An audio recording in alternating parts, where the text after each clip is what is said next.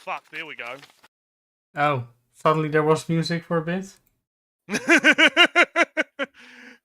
Well. Yeah, as soon as you did the transition, we have music. Yeah. I'll Well, anyway, check it out. let me do my intro because people The get delayed mad, intro. Maybe delayed intro. Hello, everyone, and welcome to another Critical Critique scuffed stream. Everything's scuffed as usual. Hopefully, things will be fine for the rest of the stream. So yeah, we are back again. It's currently raining where I'm at, so if you hear a bit of tippity-tappity, that's not my fault. It's not my problem. It's currently clear weather on my side. Yeah, the scuffed critique is real. Yeah. So yeah, today we got a fun one. Today we got a fun one because Ali found us a gold mine. You found us. I was in the most rush you'll ever be, and just throwing videos at Nretsew. Maybe this one, maybe that one, maybe this one. Not even. And we found a great one for today. We found a great one. I've watched the entirety of this one because it's a very short one. It's only about 5 minutes, but if we get through it fast enough, we could do a 2-for-1 because this guy. His entire fucking channel is this shit, and it's fucking great. it's great. But also, before that, I guess we have good news. Good news, you say? Yeah. Good news. You know, a certain thing expired. a certain thing that was completely your fucking fault in the first place. You're a coward. You don't even dare to stand up against tyranny. Yes, we are now 100% copy strike STD free now. So we don't have to worry about that anymore. I wasn't worried to begin with, really. Well, I wasn't either, but it's scary every time I go on the channel and I see, oh, you have 1 out of 3 copyright strikes from it's not good. It's not a good feeling, Ellie. It's not a good feeling. So don't don't be scared. It was all fine. All right. So not only that, we also have possibly another little surprise that'll show up on the channel sometime. I don't know when you want to set that up properly, but just keep an eye on the channel. Keep an eye on the channel, and you might notice a special video show up that might be a fun little fancy intro, possibly a fancy channel intro might show up if you keep an eye on the channel. Not right now. Don't go now. Yeah, not right now. Stay on the stream. Keep watching. keep watching us fumble around and stall. But anyhow, yeah. So I guess unless there's any other housekeeping, we can talk about our gaming, and animes watching later.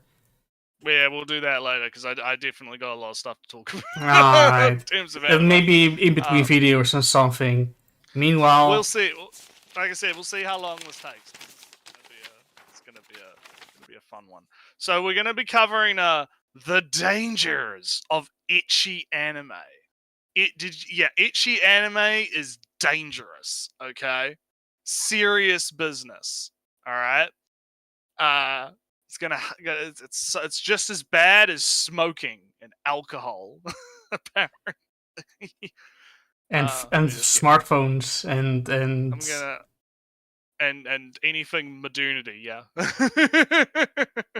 Let me just get my other controlled substance cracking. Get myself some boomer juice in me, which is... You're really just kind of conditioning the crowd to hear that can opening thing. I know, it's good. It's good ASMR. One day I'll have to go through all the streams and find all the can openings and make a compilation video. Can opening compilation. Make it like a clip. It could be like Nretsew can opening compilation clip. I have to wait till we've done a few more shows for that, I think. But anyway, so yeah. So this fella here, I can't remember what his name was. Some not Nix Nox. Nori, I see. Nori. It's a fella called Nori, right? And if you go on his channel, he like his banner says self-improvement through anime, right? So he's a self-improvement channel apparently, but he's Those got a are lot of pretty cursed essays. very cursed, yeah. But he's got some interesting videos that seem to all be like in this same kind of vein, right? This sort of like sex bad, itchy bad, real men act like this, you know, men, big manly men, you know, that can't, you know, shit like that, right? So it's gonna be we're gonna see how we go because they also seem to be very short videos, so we might be able to get through this one relatively quickly and maybe do one of the other ones just to pad some time out on the stream. Yeah. But I watched so this is one I'm gonna have future sight on, and Ellie's gonna be kind of blind. So Well, you say, but apparently I'm pretty good at predicting stuff. Apparently, yeah. So yeah, let's see what the man's got to say, right? What does the man why is ecchi anime dangerous? Let's find out. Ecchi and harem anime, considered to be the true peak of anime to teenagers all across the world. Surely there's no harm in being part of the culture, right? Right? If you know the anime that was the thumbnail for this video, then this video is definitely for you. That's if you guys Bakemonogatari. Bakemonogatari is neither mecha or ecchi, really.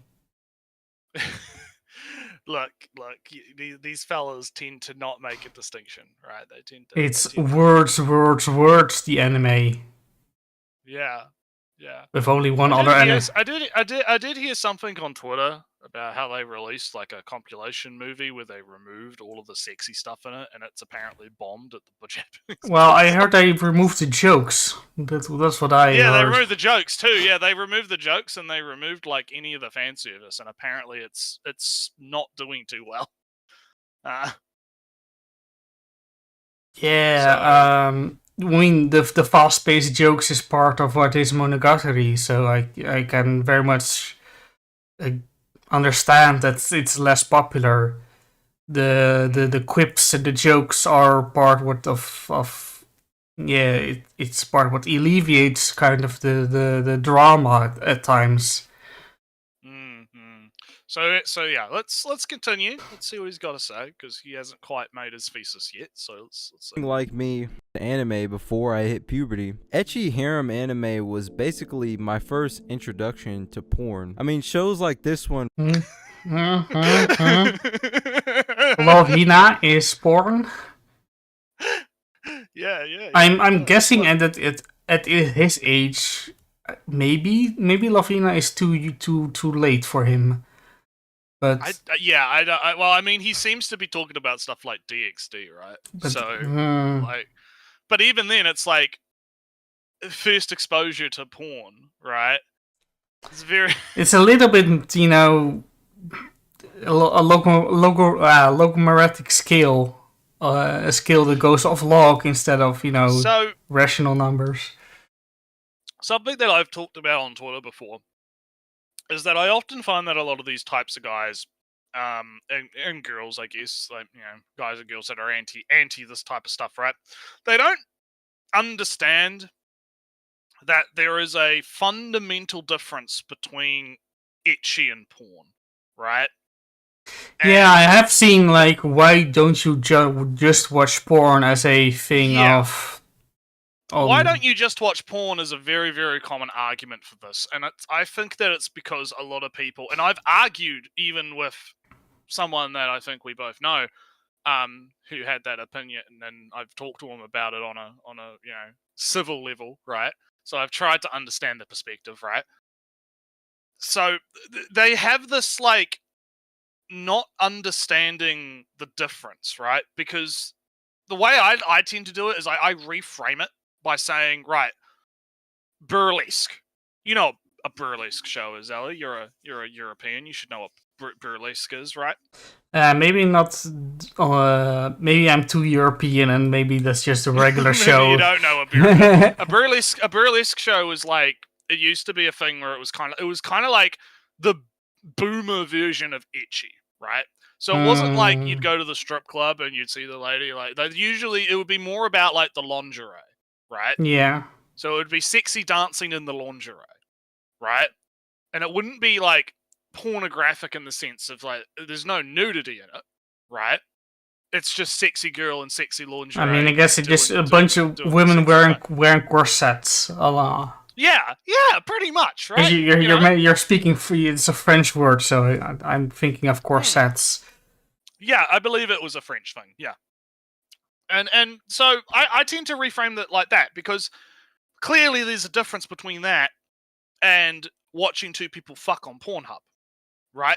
There's a difference between these two things, right? If you go to a burlesque show, it is a completely different experience to going to, let's say, going to Pornhub and just typing up like whatever, like I don't know what's popular on Pornhub right now. Are they still doing that whole like yearly step bro? I'm stuck in the washing machine step bro. Of course, they're still doing that. No, if I were to give an analogy, I would say,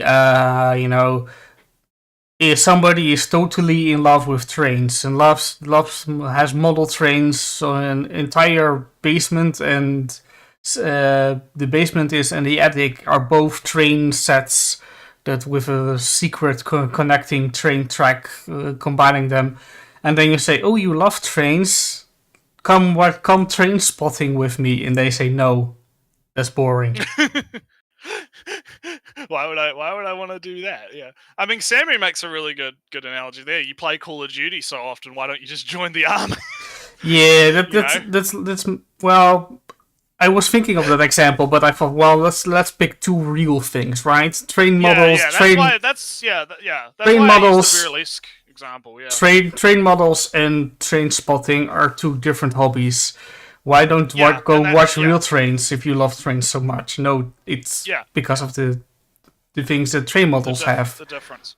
Yeah, and so there's and that's why I kind of use the burlesque example, because burlesque is like a real life thing, right? That's something that's real, right? So you're comparing a real life thing with a real life thing instead of ecchi anime to porn, quote unquote, right? The nebulous label that is porn that gets slapped onto pretty much anything sexy, right? Yeah. And that's how I try to explain this to people that have this mindset that, oh, ecchi is just pornographic, so why don't you just watch quote-unquote real porn? Which is ironic when you think about it, because they're already making the distinction in their head, right? Like, clearly they must know that there is a difference, because otherwise they wouldn't call it, like, not real porn, right?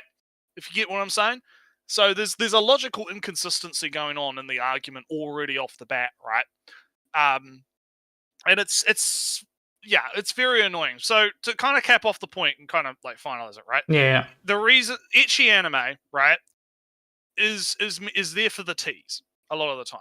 It's there for the tease, or it's there for the kind of softcore, non-penetrative type stuff. It doesn't always have to be just straight up hentai, right? Sometimes it's nice to have, instead of having a whole cake, right? Sometimes you just want to have like a little cupcake. You don't want to have the full course meal. You just want a snack, right? I like cupcakes. Sometimes I make some cupcakes. Yeah, cupcakes are nice, right? Everyone loves cupcakes, right?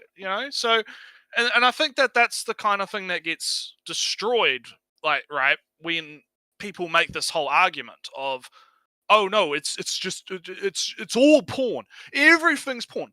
Everything's the same, and it leads to a lot of things. To finish off the point, it leads to a lot of things like them not understanding the difference between, let's say, brazzers or the porn industry, right? In like America and whatnot. Which there is definitely a lot you can criticize about the porn industry, right? Mm-hmm. I would say that part of that, I believe, my personal political opinion on the sex is that because sex is so extremely excluded from any money transfer, any banking system, that it's kind of forced in equality. That's correct. Equality. So it's already is forced to be illegal to work without illegal stuff with crypto and of course because it's already illegal adjacent, then of course bad actors can just take there's no legal protection, so the only protection is illegal protection, etc. etc. So this is getting a little bit off track. Yeah, this is real people we're talking about. To let me kind of finish, right? Because I was making a point about how like you can look at like the porn industry, quote unquote, right? And when I talk about the porn industry, I mean like the big name porn producer type stuff, right? You could look at that and you could probably say, okay, there's a lot of like shady shit going on, as you're talking about, right? There's a lot of human trafficking type stuff. There's a lot of abuse and all that kind of shit, and that's all well documented, well known. That stuff is not the same as random artist on Twitter draws a lewd or amateurs post some shit online, right? It's not the same thing, right? And I think that it gets conflated when you start to, because a lot of the time people like this will be talking about that industry side of it when they're like anti-porn, right?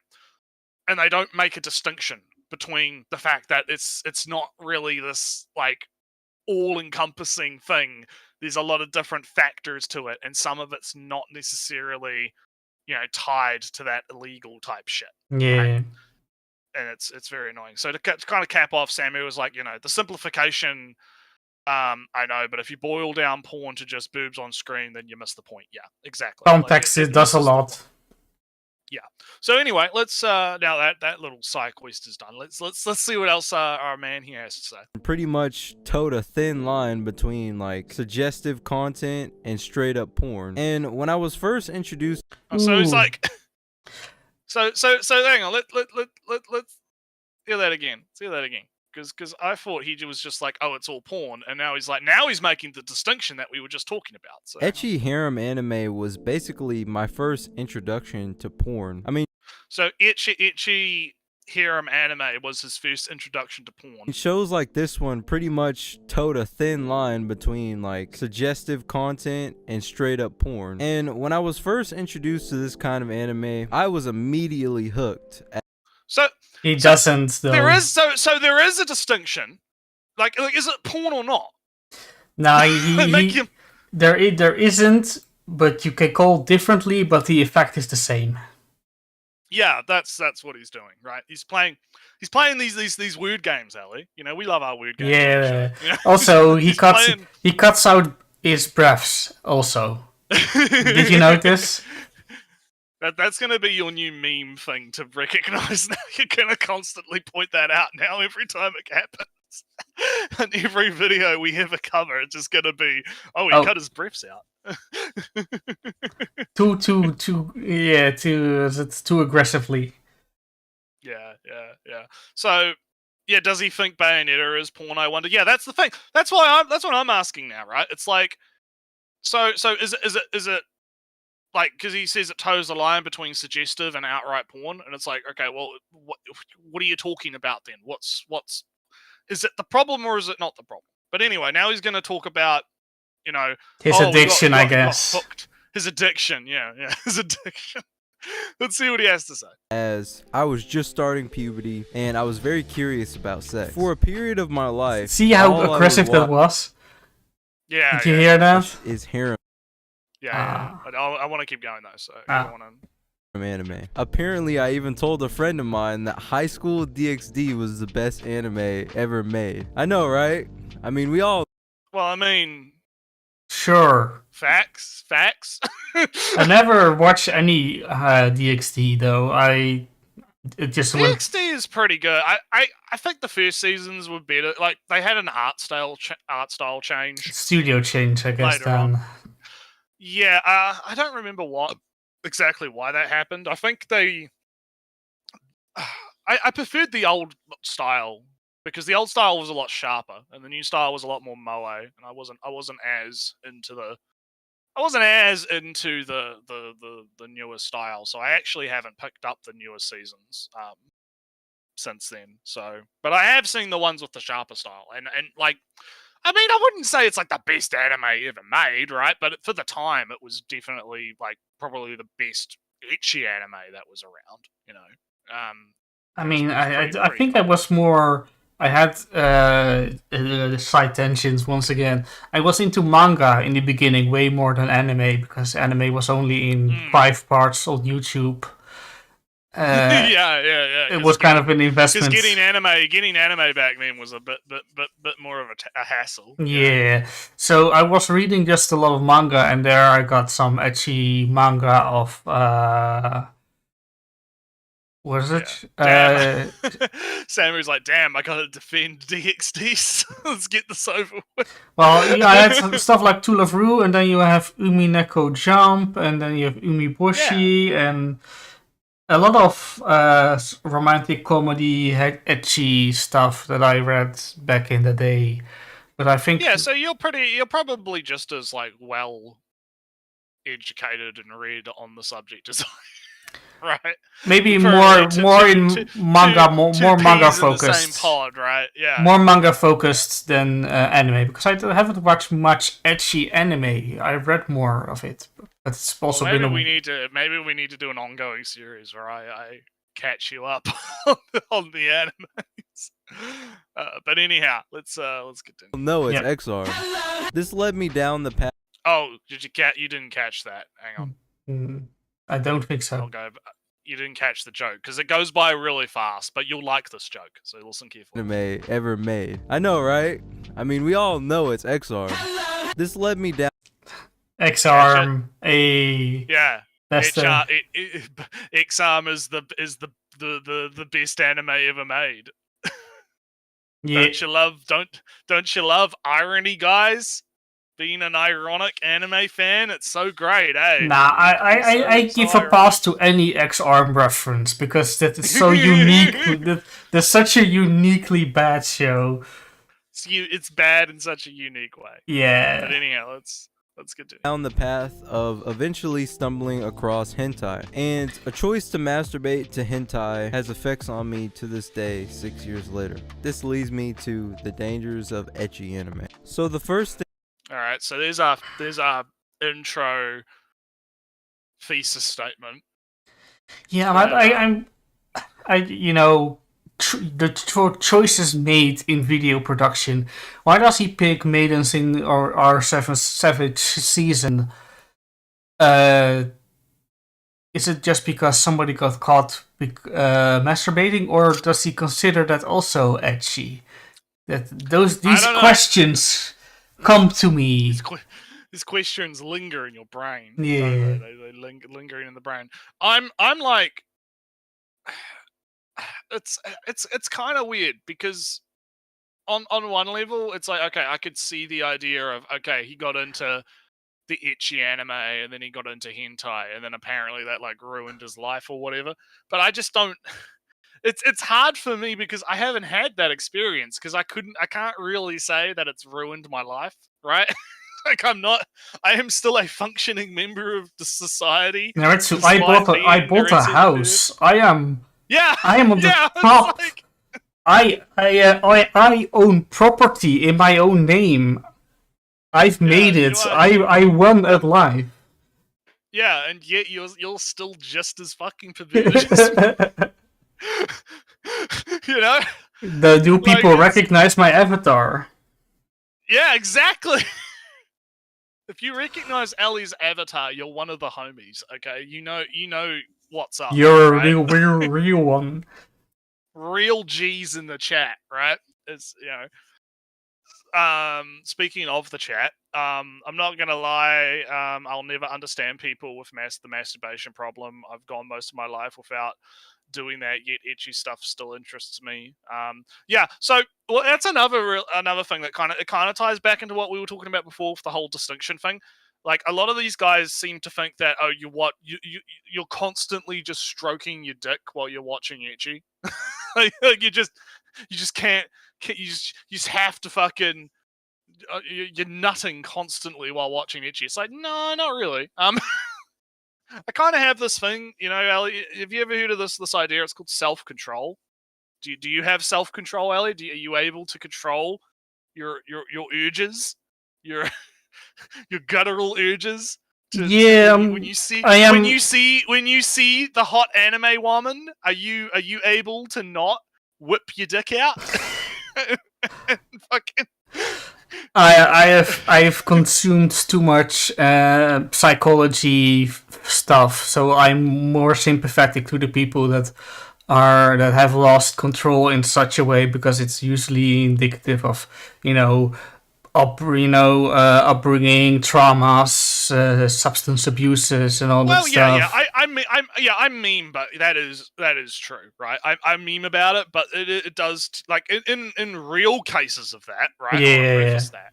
In real cases of that, it tends to be due to external factors, right? A lot of, I mean, we could probably get into this later in the video, but a lot of the times when people talk about I'm the porn addiction, right? Or I'm constantly masturbating all day or whatever, right? A lot of the time, that's just due to shame, religious well, shame. that was a shame, yeah, religious shame, depression, boredom, right? Boredom's apparently a really big one these days, where it's just like people don't have anything else to do sometimes, so they just fucking jack off, right?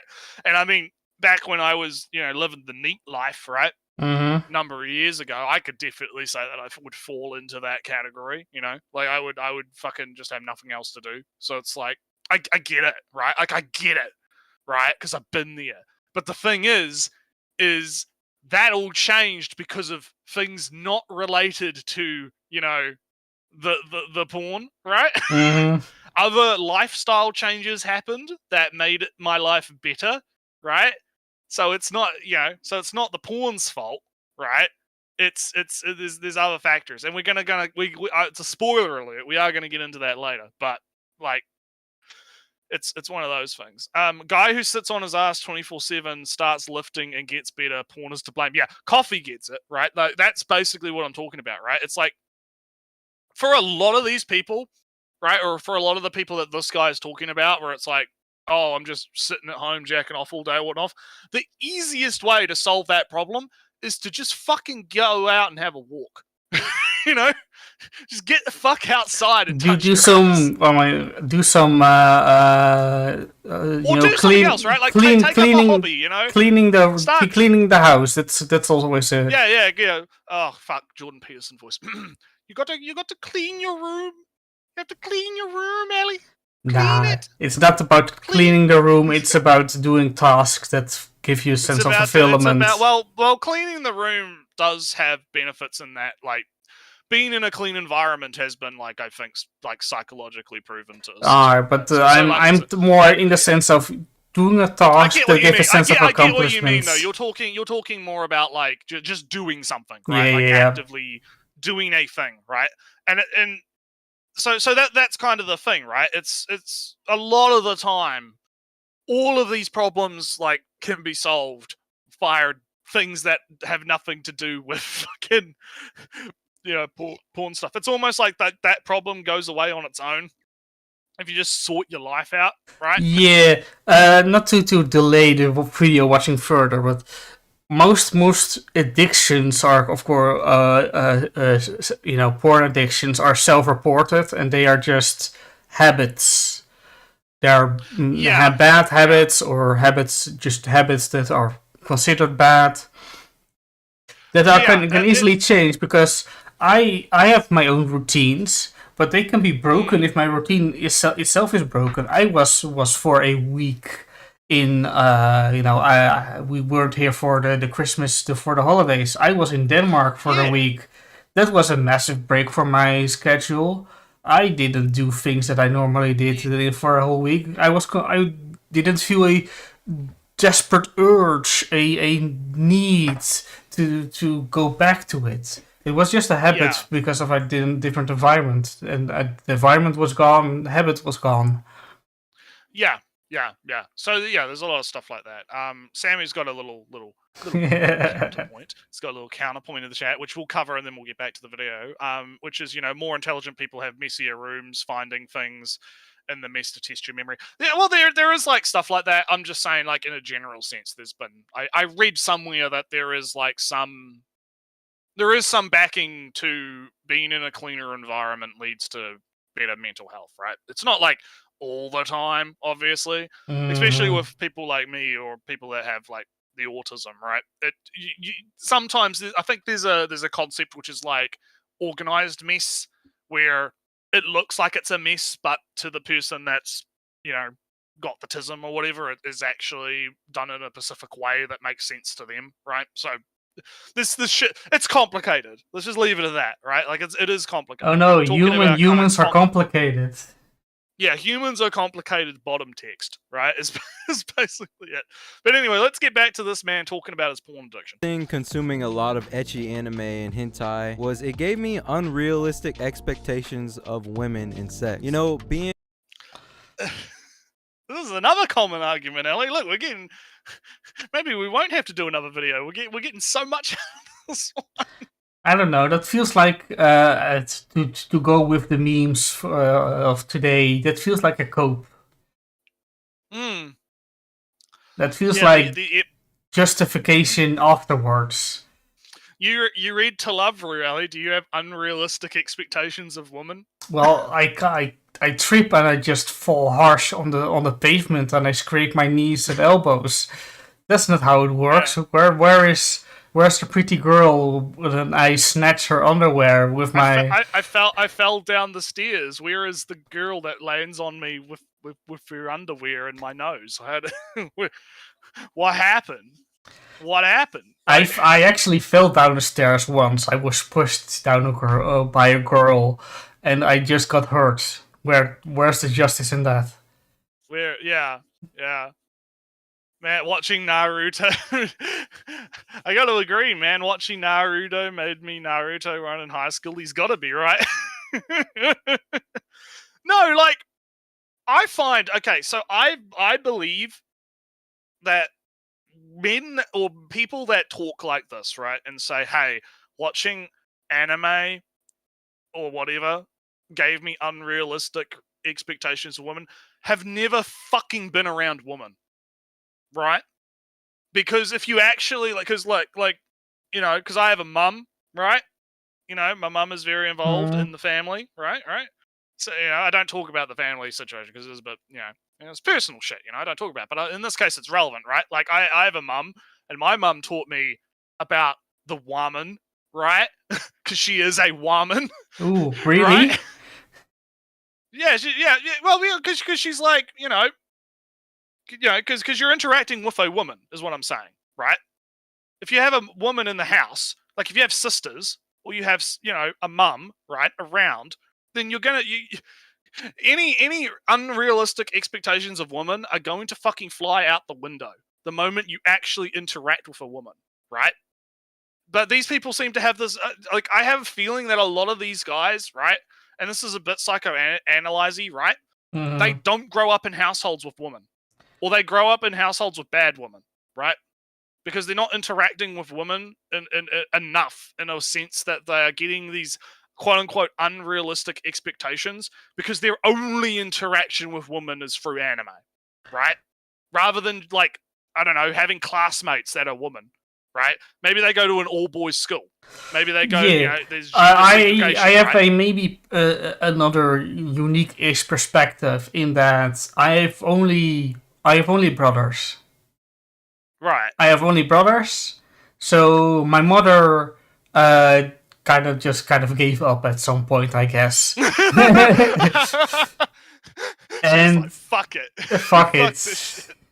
Yeah, fuck it. Only a bunch of boys in the household. How terrible.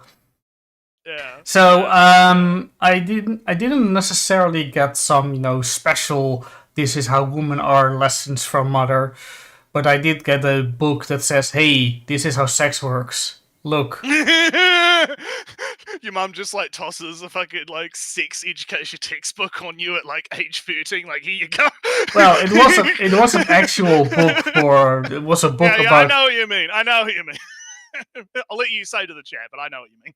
Yeah, so it was an actual kind of a book that says, all right, this is how this is a cock, this is a cunt, this is how it works, this is how it looks, this is how you should treat your partner, this is how this is how puberty will go generally. This is how you might not like how your body is changing. This is how what you can do about it. This is what is so.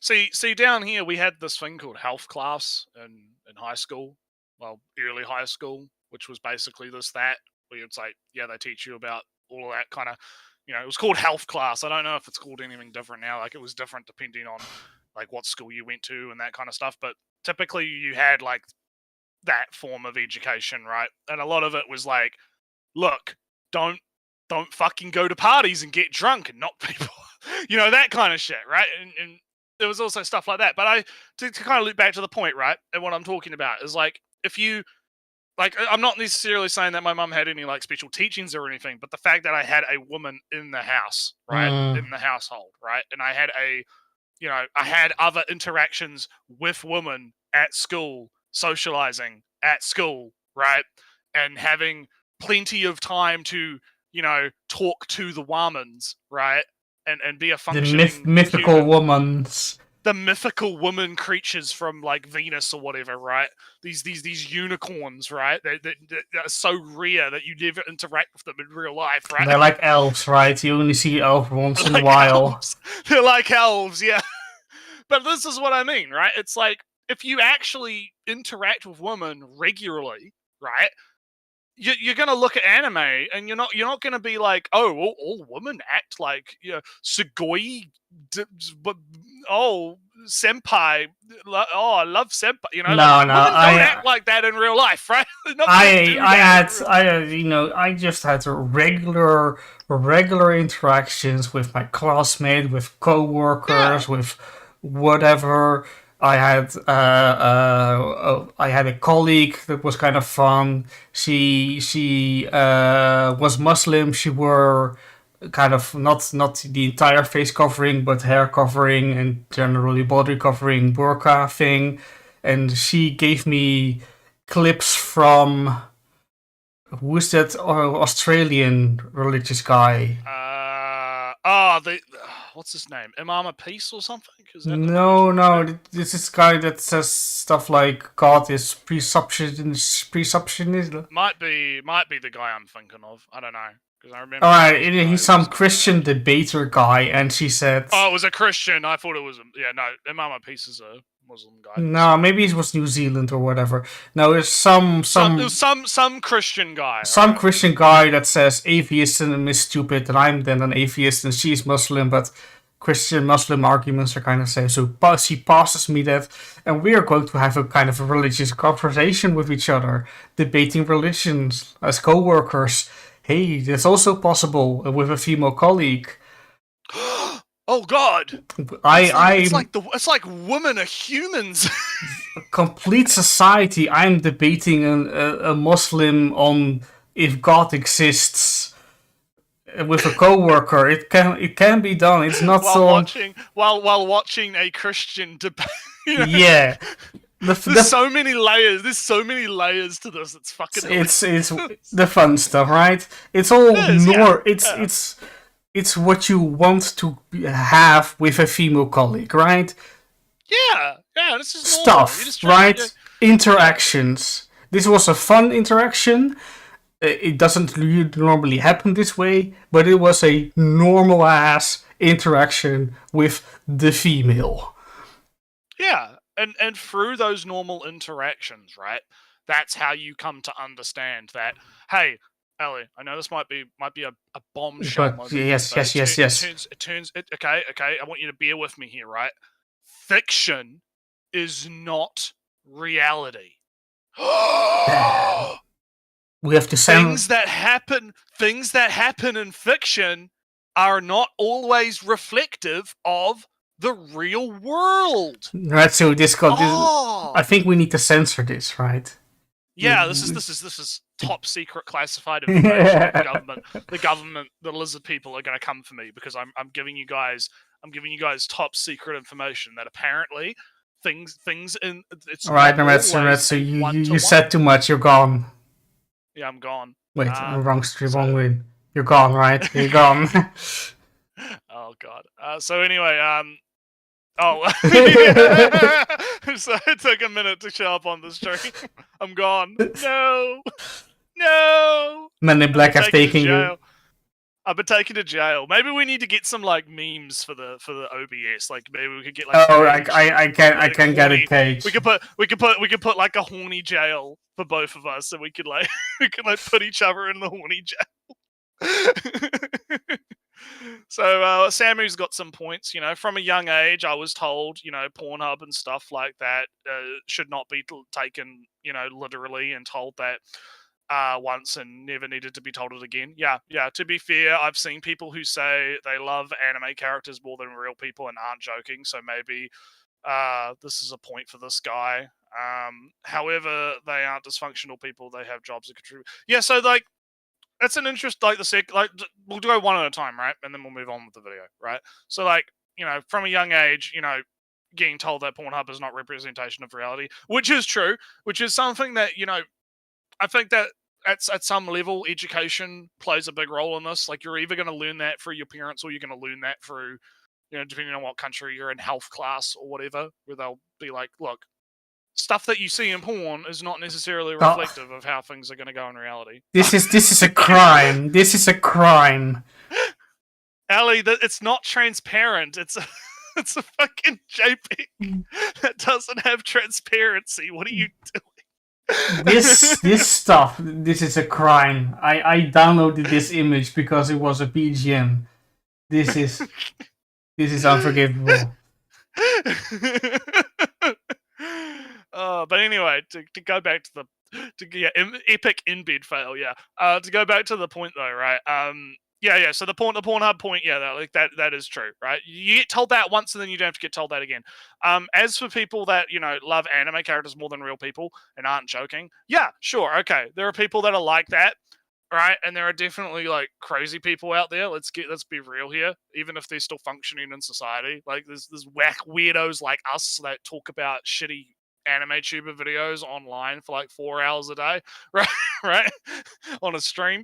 Like obviously there are exceptions to the rules, but I think the problem with the point that this guy is making is he's trying to make the argument that watching the content is the root cause of the problem and not other like issues, right? And that's where I start to draw the line, right? That's where I'm starting to get a little bit, you know, that's the problem iffy with the point. Yeah. The problem with the point is not necessarily that crazy people exist, because obviously crazy people exist. It's that what is the root cause of the craziness, right? And this guy's argument seems to be just watching the content is the root cause of the craziness, right? Whereas I would say, no, societal, cultural, you know, upbringing type, you know, educational type stuff. That is the root cause of. Finally, the joke is over, but I found a cage. Great, I am now in jail. There we go. Awesome, brilliant. And now that I'm in jail, we can get back to the. We can get back to talking about this nonsense. Yeah. In a 12, 13-year-old boy who just hit puberty, I was very curious about sex. I hadn't had much experience. So to frame it, right? He's talking about like he's 12 to 13, right? And he's watching the Ecchis, right? And he's getting into it because obviously his hormones are kicking in and he's getting into girls, right? So that's just the framing, right? This is the framing. Let's continue. With women, you know, how women look to the way they interact with other men. And if you're watching a bunch of hentai and ecchi anime, it's going to be harder for you to actually have sex in real life with a woman. And porn is the biggest reason for the increase in erectile dysfunction in young men. The second thing this did was... So there's a claim for you, Ali. Is I like how he very quickly is like talking, because he's talking about expectations of women and how men interact with women, right? And then he immediately pivots into it gives you erectile dysfunction. Because there is a slight argument for media gives an impression, then you it doesn't get challenged by real world, or it doesn't, real world doesn't give you the proper the real social interaction. So your only social cues are from the distorted animes, to distorted media, so on and so on. That's something else. Then suddenly going into a real medical condition, that's something else. Yeah. What watching the hentais and the porn and the jacking off? Because there in the slightest way, right? If your only reference point is the porn, is the hentai, then it is possible that somebody might expect kind of that behavior. If you're living in like Plato's cave and the shadow puppets are just all hentai, right? Yes. And then you come out of the cave, suddenly you bump into a real woman and you're gonna be really fucking shocked, right? Yes. Right? And I think we've talked about that on like a previous episode. I don't remember what episode it would have been, but we did talk about this idea a little bit about how, yeah, you can make the argument that if you view the media in a vacuum with no outside influence, there is probably you're gonna get some fucked up ideas from it, probably. But the thing is most people are not, in fact, watching this stuff in a vacuum, right? I do want to give another small caveat in that you can, of course, get into a community that says that women should, that's kind of the problem with the incel, the real hardcore OG incels that expected women to give them the sex, give them the attention, give them the love, well, they didn't need because they were entitled to it. And getting in that community and getting that idea reinforced amongst yourself is then, of course, a problem. And, of course, some media agrees kind of with that sentiment, kind of with the Hollywood winning the girl. Which is interesting because I would argue the same is also true for the other side. When you talk about, let's say, what would be a good example? Like if you talk about like because Andrew Tate type stuff, right? Yeah. Manosphere type stuff, yes. Right? Somewhat related, but somewhat not, because that's reinforcing a different kind of, idea. Yes. Right? So, because the incel problem is obviously the incels feel, they're involuntary celibates. They feel like they are entitled to something that they're not getting. Whereas the manosphere style stuff is more about, men should be expected to be like this, and if you act like this, then you get the bitches and the hot car and the thing. Please buy my course for $200. Yes. You know what I mean? Right? So, but to go back to the point though, right, is that the key point here is that if you're just a normal, functional person that isn't getting suckered into these kinds of communities or isn't, it has outside interactions outside of, sitting in your room all day watching anime or whatever, right?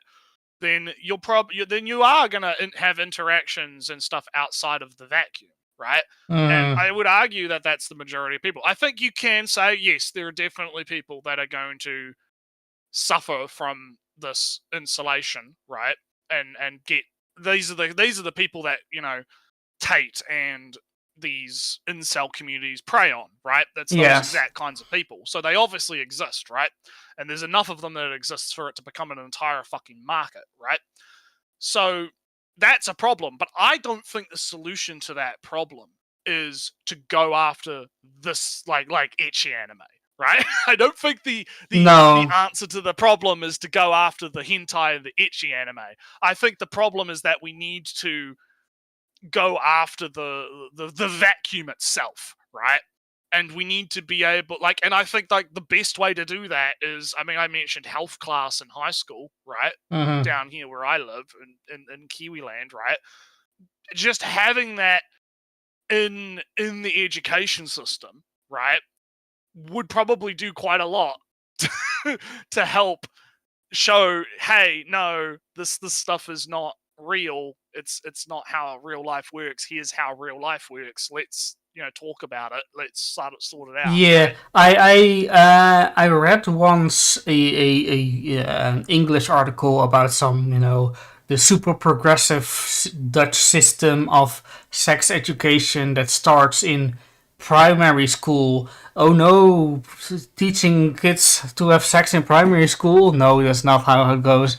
It starts with primary school says you have to be nice. Ask if you want something, you need to ask, and then don't be a cunt, basically. Don't be a cunt. You say to the kids in primary school, and and I spotted in my old primary school, kind of a dress up thing. You have wooden cutouts, and you can put a shirt or a coat on a person. Yeah. You can take it all off, and the person is nude. Right. And you see then that's for the primary kids. Oh no, nudity for primary kids? How terrible! Yeah, nobody cares.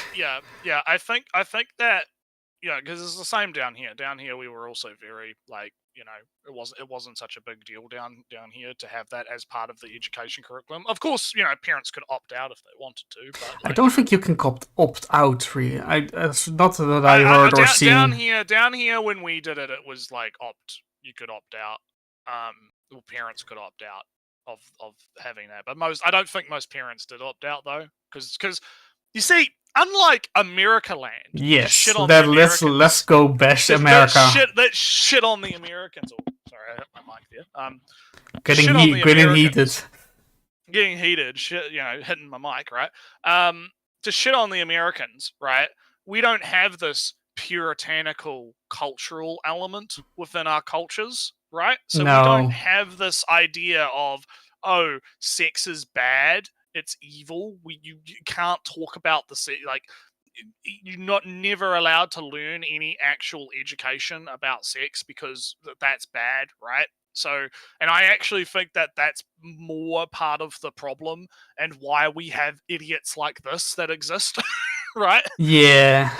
Because of the American education system not actually properly because if we're going to speed run this video real quick, I'm just guessing that he's feeling big religious shame for sex, thinking about sexy stuff. Whatever he considers. Sadly, no. Oh damn, that's a shame. There's sadly not in this video. There's no religious element in this video, but who knows? Well, he's American, so I assume there's a religious shame going on. I wouldn't say because here's the thing, right? I don't think that a lot of it is direct religious shame. I think it's cultural because you could, and of course you can make the argument that the religion feeds into the culture, right? Yes. So, I think that because a lot of Americans these days are not as religious, quote unquote, as they used to be, right? They're not like big God believers. However, I think because that element has been so ingrained into the American culture, that sex negative attitude has remained. Despite I mean, YouTube still punish you for any mention of sex at all. So it still exists. Yeah. So Samu comes in and he says, "That's the thing, though. If you're watching anything in a vacuum, you will be the result of the vacuum. Yeah, pretty much. When you remember being pure implies being less intelligent." Should say less aware and say less intelligent. Yeah, that's fair. But yeah. I think to cap off this point, right? I feel like we didn't even talk about the whole ED thing. We didn't even talk about the whole no, because it was such a tangent, and he still needs to flesh it out because I don't get it. Well, I mean, have you seen any ever? I've heard that there's studies or whatever, but then again, we've talked about how you can't necessarily trust a lot of the academia. No, we went through a big PAX Tube, I believe it was, and all the It sources. was PaxTube. We went through PaxTube sources, and I brought up some stuff from, I think her name was Nicole or whatever, that chick on Twitter who's been doing a bunch of debunking stuff and talking about the whole like Casimir not jacking off births Jesus or whatever. Oh yeah.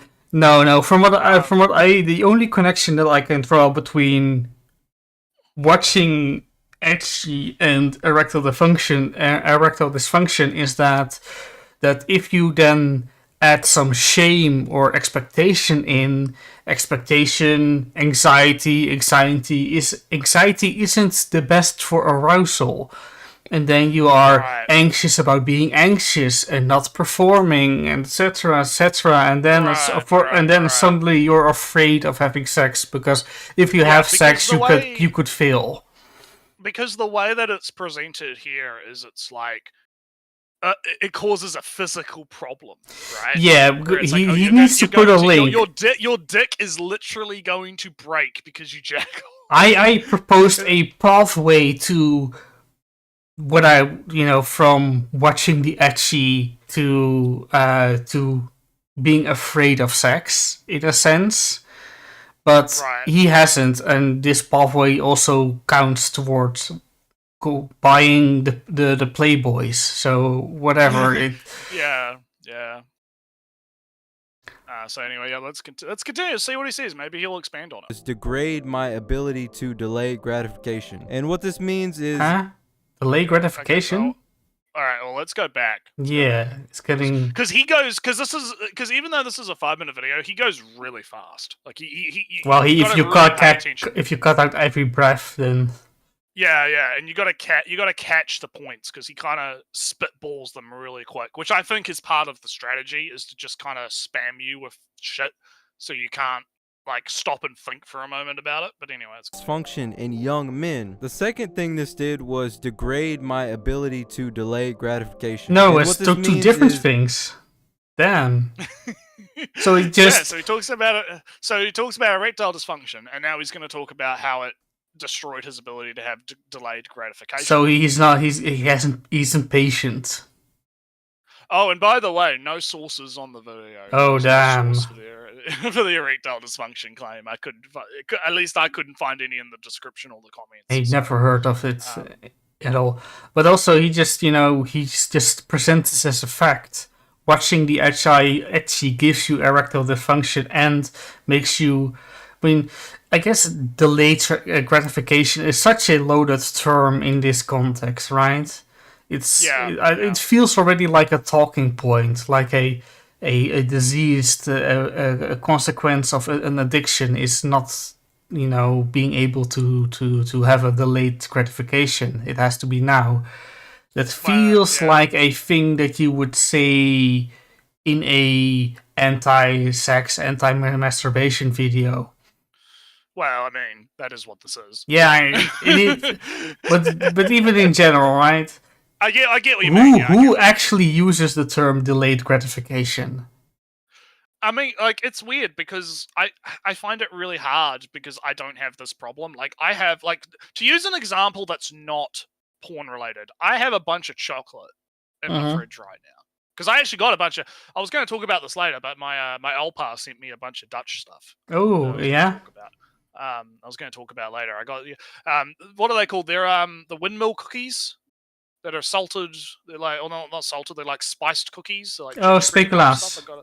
Yeah, those things. Yeah, I got a bunch of those. I got some toast crisp things. I got a bunch of those. But he also a bunch of it was also chocolate, right? So I have a bunch of chocolate in my fridge, right?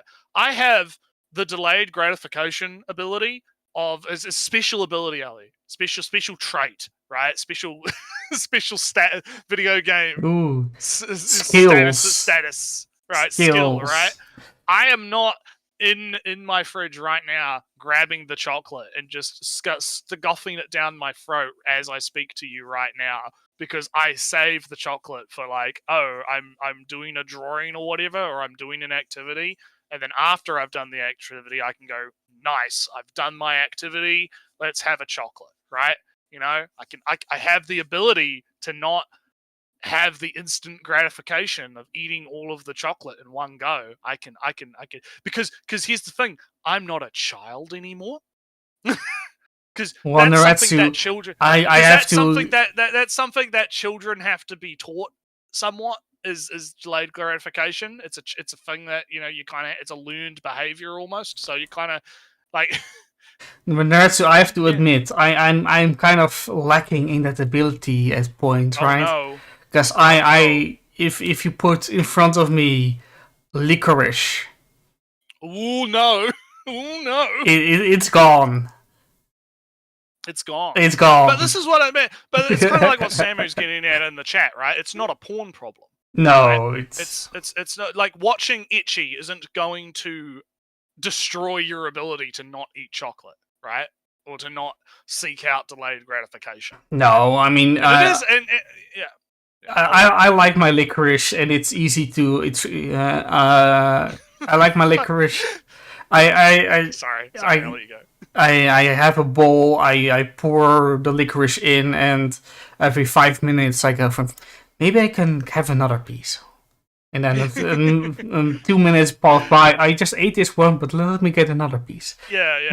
Sorry, I was reacting to Fiverr, that is a 5-star Nretsew unit with special ability. But no, I had a pack of cookies. I bought like a week ago, and and I just I forgot I had this pack of cookies. Let me open it, and I pick a cookie, and then. Yeah. The cookie, the entire pack of cookie, and I only took 2. I take 2 and I bring it to my computer and eat it at my computer, and then I'll leave it there.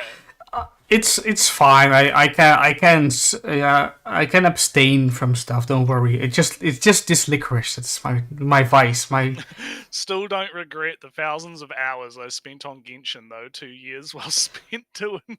Oh yeah. So, but this is the thing though, right? It's like.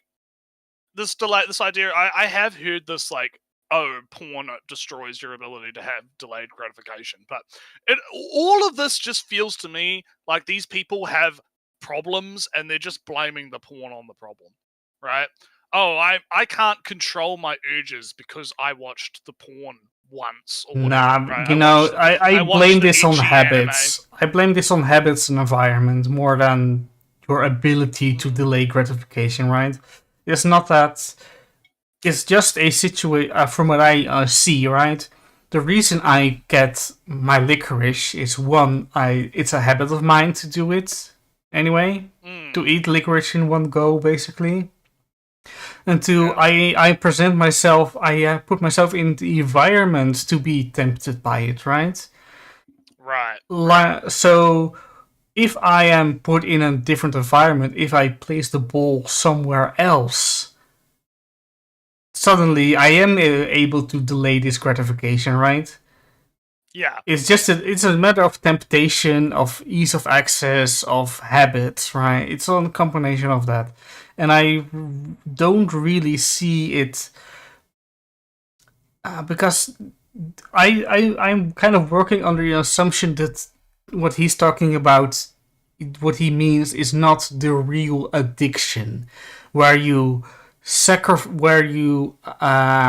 are unable, willing, you don't want it to do it, right? A real addiction, kind of medically or definition is 1, you're doing something that is harmful. 2, you don't want to do it. 3, you do it anyway.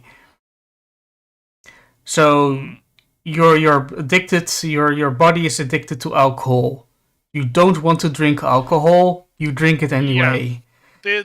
Because there's a difference between chemical dependency, right? Like you don't have a chemical dependency addiction like most people don't get a chemical dependency addiction from watching hentai or porn or whatever and jacking off, right? Yeah. There's an argument made about it because they tend to use the argument of, but you're releasing testosterones or whatever, or it's giving you the dopamines. Dopamine, you're addicted to the dopamine. From what I remember that a couple of years ago there was a generally addiction definition made in that basically anything can be an addiction. Yeah. But it doesn't have to be, because they made specific addiction for exercise addiction, sex addiction, gaming addiction, etc., etc. And it became a bit much. Yeah. So instead, they lumped it all into addictive behaviors, or behaviors with addictions. Yeah. But the problem I often have, to loop back into the video so we can continue, right? Yeah. Is that these guys conflate that with chemical addiction, and they act as if it's a chemical addiction when it's behavioral. No. Right? I think I want to finish that most people who say they are sex addicted don't actually make really an effort to stop in a real sense, because it's more of a habit thing than a addiction. They don't.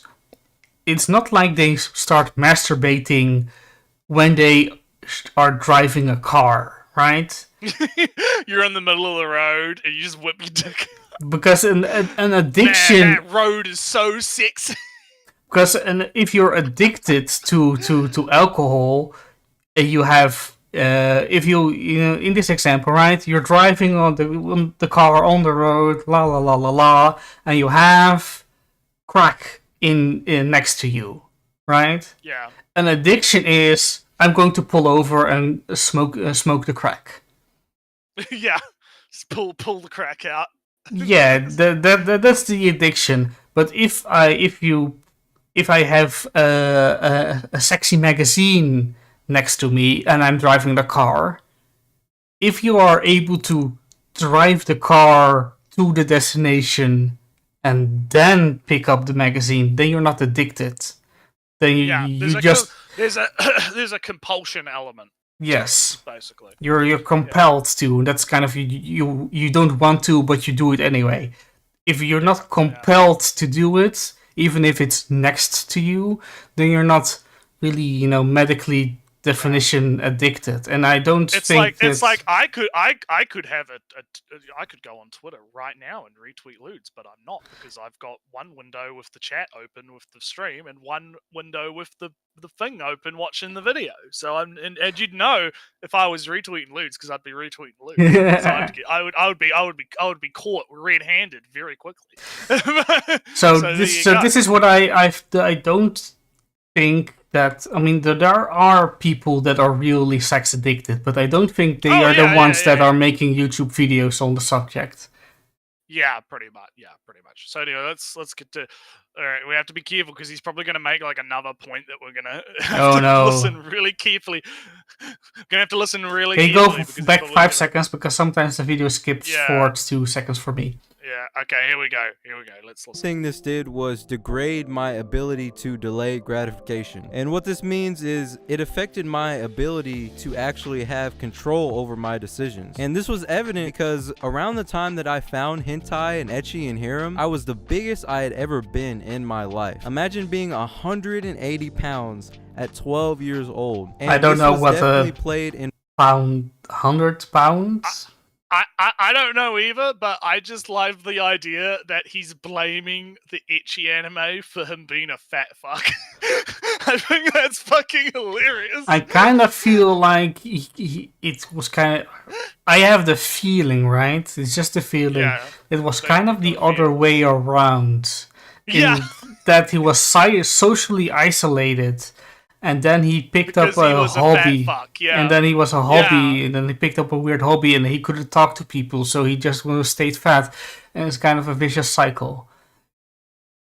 Yeah, a little bit. It's like... I'm sorry, but your consumption of the hentai is not making you fat, okay? You're not like fat at age 12 because you're watching High School DxD. Nah, right? I hate to tell you this. Mate, but this is a bit of a self. Watching the cake doesn't make you eat the cake. Yeah, you're not. It's so fucking stupid. I'm sorry, but it's so stupid. You don't like. It's like me and the chocolate, right? It's like me retweeting lewds on Twitter, right? isn't meaning that I'm scoffing down chocolates 24/7, right? Like, I'm sorry, that's not how this works. This isn't how this works at all. Like, you're a fat fuck at age 12 because either you are genetically disposed to being a fat fuck and you're not doing anything to counter that, right? Or alternatively, you got to put down the cake, sonny. You got to put down the cake.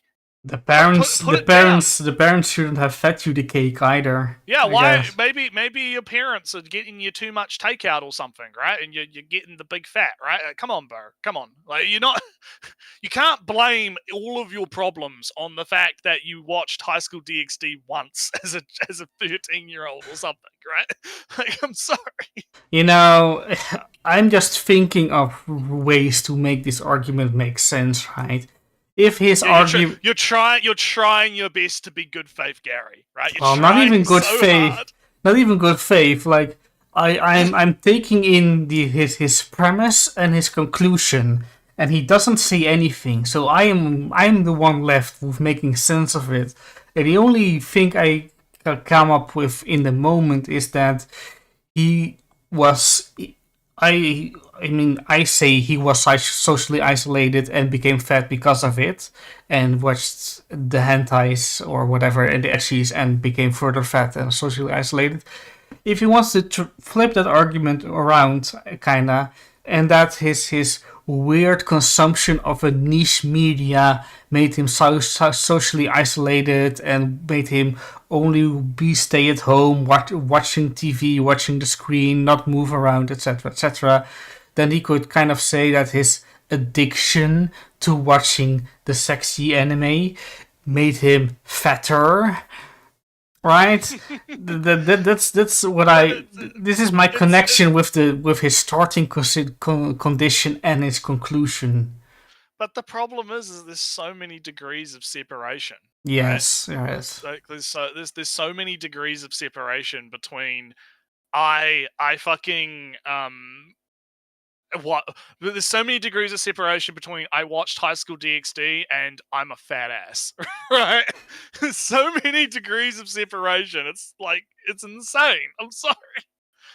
So anyway, so we've concluded that him watching ecchi anime made it so that he can't delay his gratification, made it so that he had unrealistic and maybe he has erectile dysfunction because he wasn't very clear. Maybe gave him ED. And also made him into a fat ass. That's the checklist right now. So anyway, let's continue. Part by my indulgence in the flesh in these instant gratification activities, which basically means that they're gratifying right now, but they may lead to long-term consequences, such as excessive eating, for example, which affects your health in the long term. As men, we have to have the ability to delay gratification. Wait, why aren't you talking about the women, right? Why are you excluding the women here? Based Ellie coming in, it's all the woman's fault. No, he's just saying we men, right? But this problem is not even remotely excluding. See, it's interesting. I knew you were going to pick up on that because it's interesting how he's like saying, okay, the expectations of men, right? Men have to be able to delay our gratification. Men have to be we have to fight the caveman brain. See sexy anime girl, you have to suppress the urges, the moment you see a woman in the street, you have to suppress your urge to whip your dick out, right? Like that's what I'm getting from this is like, yeah, maybe Islam is a good choice for him. Ellie 2024, maybe Islam had a point. Well, apparently for him though. Maybe I don't know what his religious proclivity is, but it's like it sounds very similar to that kind of idea of like women have to wear the burqas or whatever because they can't tempt the men or something. Because the men can't control themselves, so men can't control themselves, so women have to dress conservatively, right? All that kind of thing. But it's like it's such a stupid argument. Like it's so fucking dumb. Yeah, but there's nothing. I mean, erectile dysfunction, I guess, right? That's kind of a specific thing, but everything he mentioned thus far is just completely gender neutral, right? So why suddenly make this for men? Yeah, that's actually a good point, right? Because there's plenty of women that are into lewd shit too, as we've talked about before. I mean, we mentioned like Comic and stuff, right? Yeah.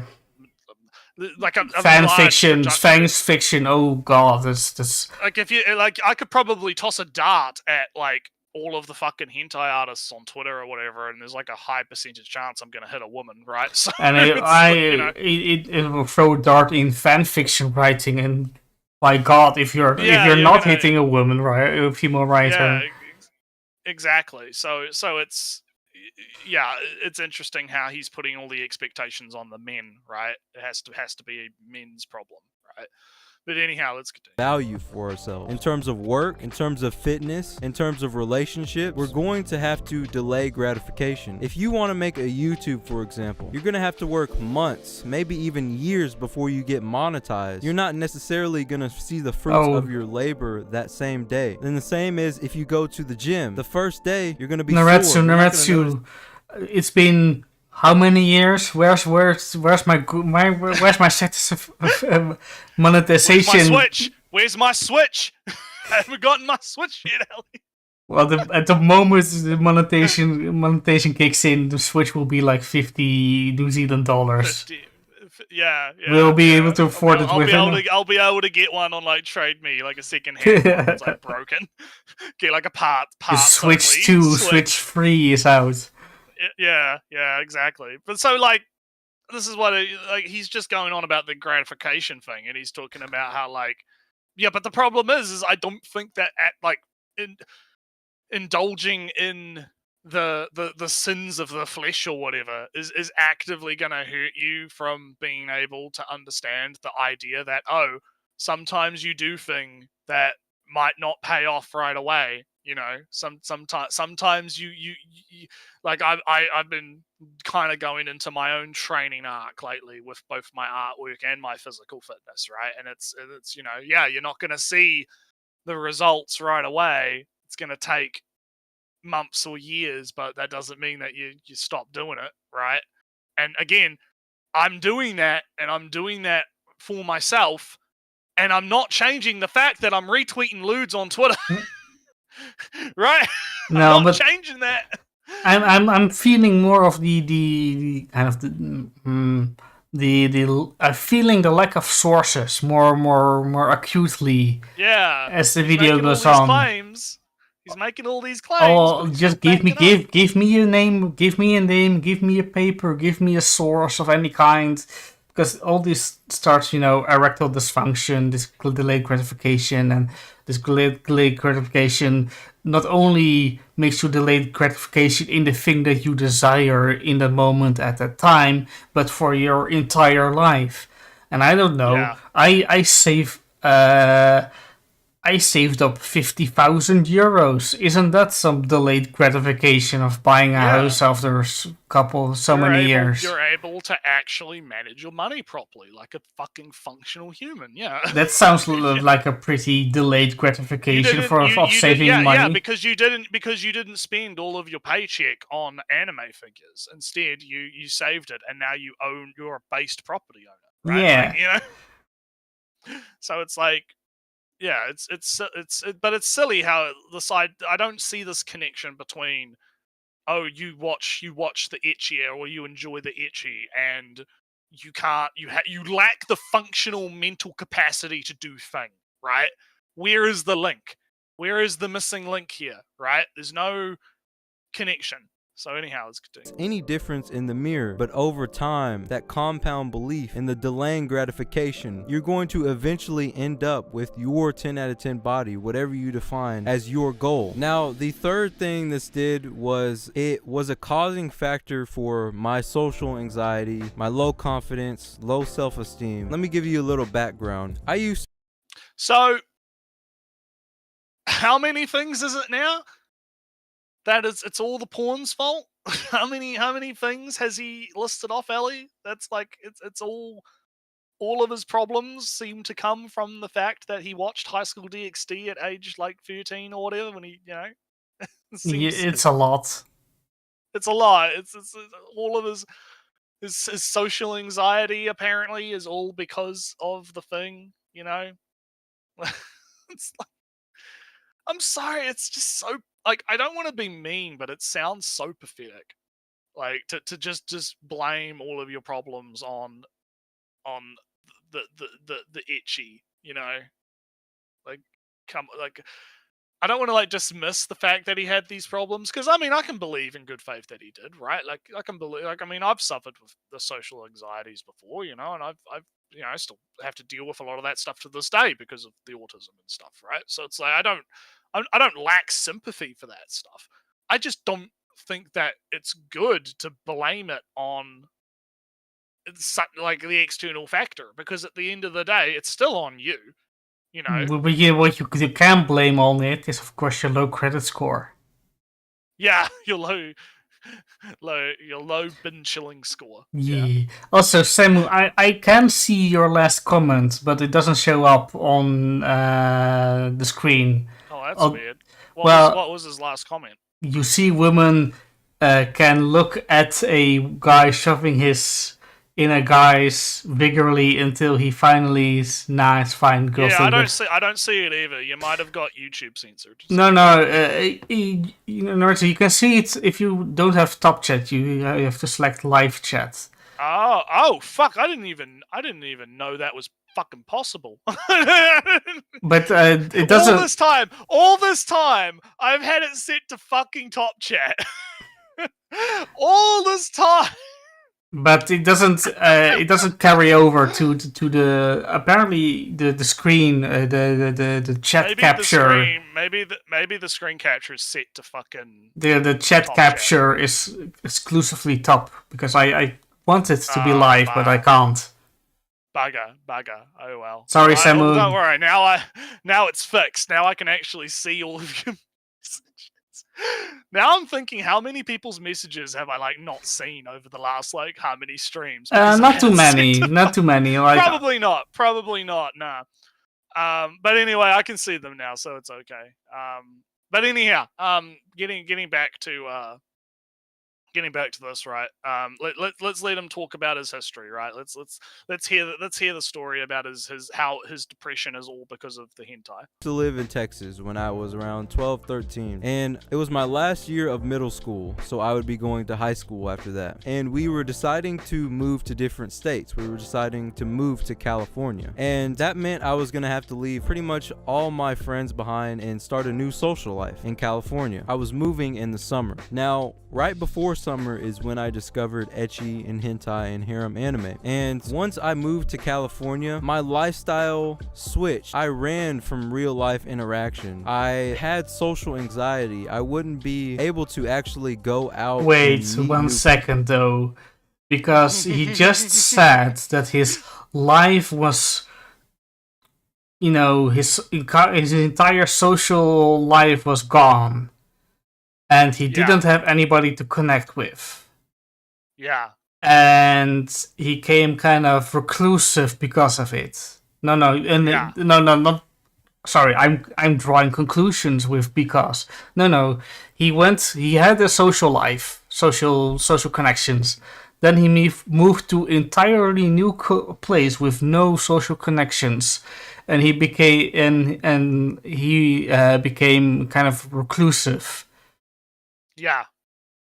Are you noticing the problem here? I think kind of that he suddenly was kind of in a new uncertain environment where he didn't feel exactly at home, exactly safe. So he kind of regressed into himself. So there's a saying, Ellie. It's a really great. You're a statistics man, right? You know some big numbers, right? Have you ever heard of the phrase correlation does not equal causation? I heard that more often in the context of religious miracles and whatnot. Yeah, have you heard of it? Because the way this sounds to me is right, exactly as you described, right? Hey, we're moving to a new state. Sadly, it's California, which is unfortunate for him, right? Whatever. I've never been there, so who knows? Well, California is a shithole, so that's not even like that's just a meme. But it's like it is literally a shithole. But like, here's the thing. Obviously, if you're going to be moving out of your original social environment and having to completely restart from scratch, naturally that's going to cause some fucking problems for a kid. It always does. There's so many stories. How many fucking stories have been made about this, right? In terms of fiction, how many how many cases of this have happened? I've gone through this myself. I had to move from where I was living to somewhere else because of unforeseen circumstances that made me have to move, right? And I had no control over it because I was a kid, right? And I had to rebuild my social connections from ground zero, with and whatnot. So, but that had nothing to do with hentai consumption. But the thing is he's trying to make this connection because he's saying, oh, these two things happened at the same time. So naturally they have to be related, Ellie. Because he started watching High School DxD or whatever at the same time, roughly the same time that he moved to California, which means naturally it can't be the fact that he moved to a different environment and had to rebuild his friend circles. No, it's the High School DxD's fault that he's a socially awkward fat ass now. I'm just.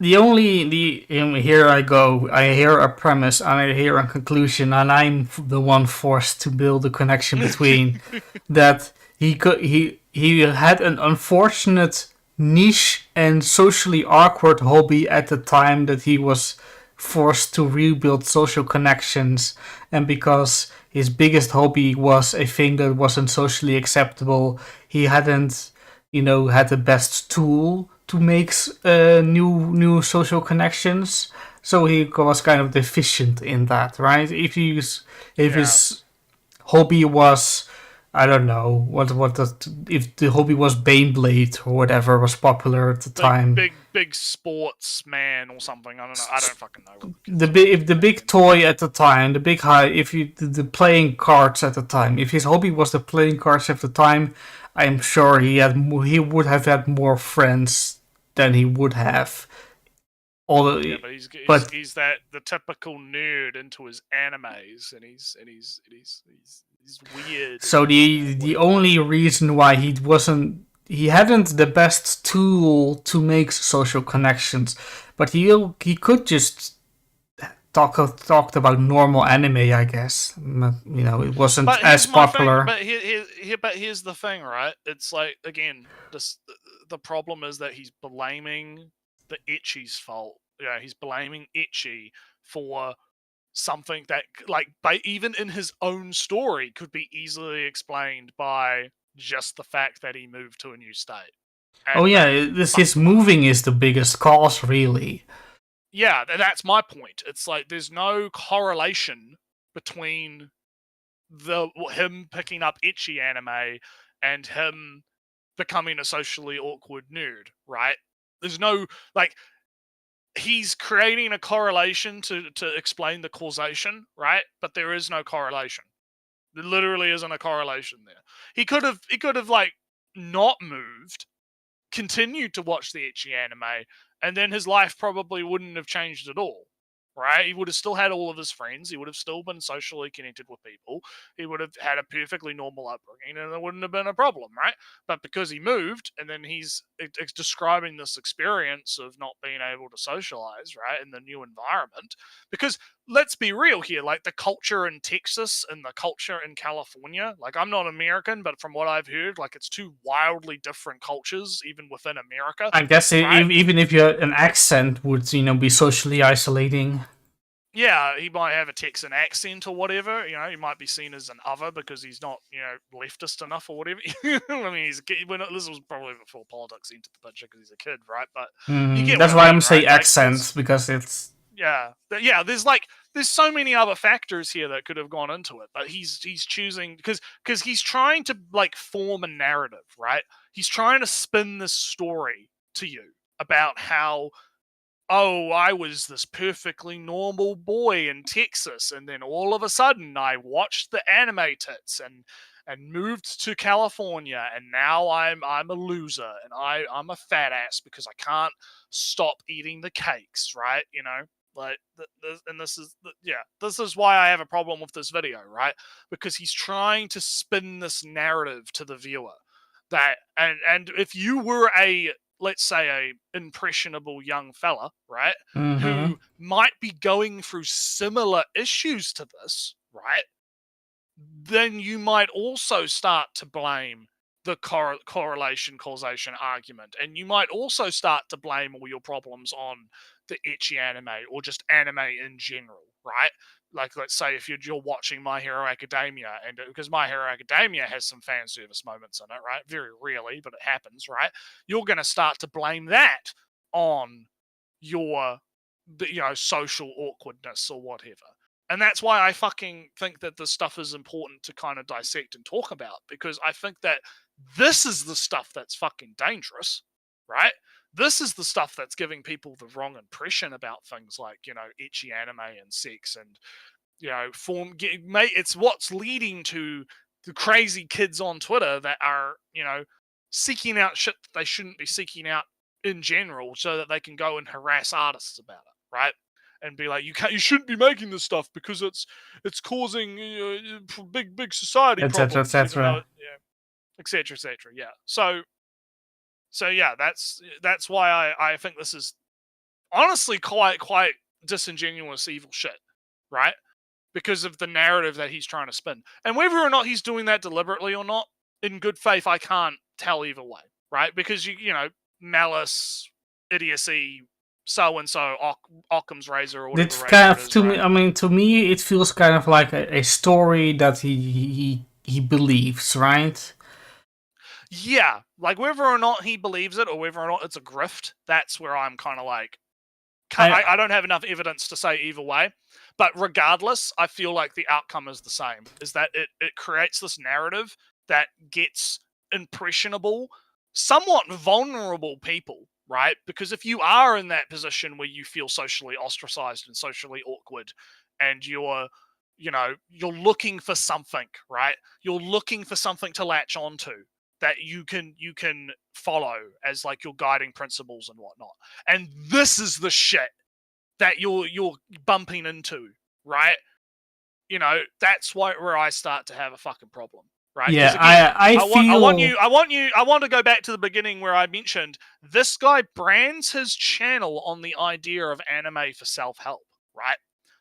That's where I'm kind of coming from with this, where I'm saying I feel like this is fucking horror. This is bad, right? Yeah. So I might it's a little bit.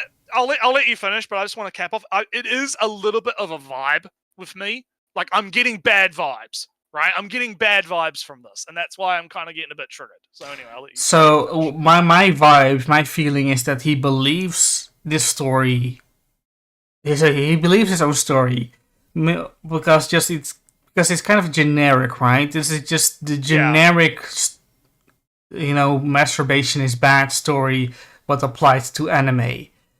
It's not unique, so I don't really think he thought of this himself.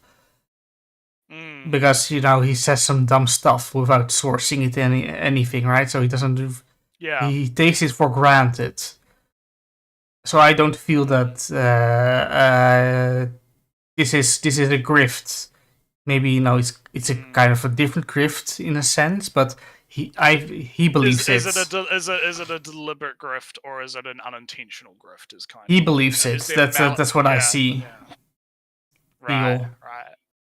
So yeah, let's continue. Let's see what it is. And I spent that period of my life inside my computer. And the crazy thing is, for years, I thought that was the peak of my life, the most fun I'd ever have in my life. And I look back now, not with a sense of regret, but just the utter delusion I had for believing that was the peak of my life. And once you experience the other side of a man's life and how amazing it can be having a social life.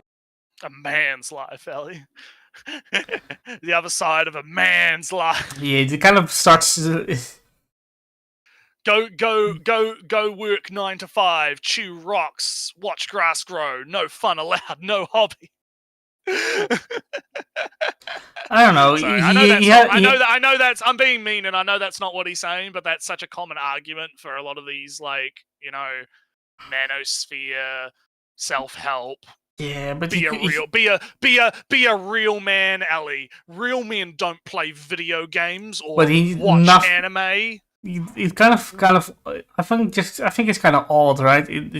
I think I have to assume it kind of betrays a kind of an ideology in that just removing like 2 words in the sentences that he says makes it applicable to anybody on the entire world. But no, we have to focus it down on men only.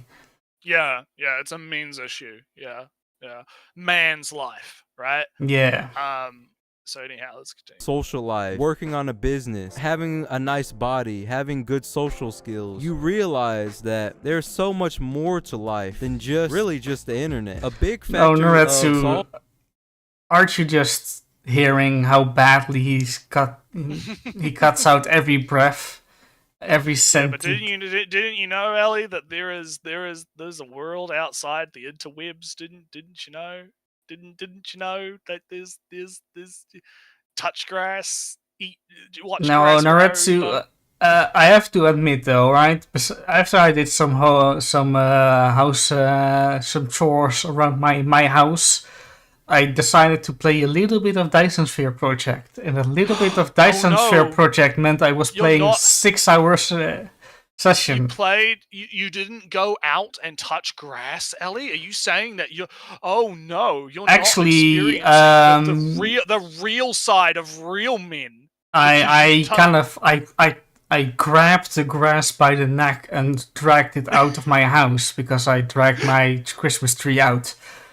I touched that grass. Touch that grass. So yeah, no, this is just kind of more of the same, where it's like, I feel like a lot of this is just fucking, like, because here's the thing. I hate how he's being super nebulous about this whole, like, okay, what is real man? It's like, starting a business, getting in shape.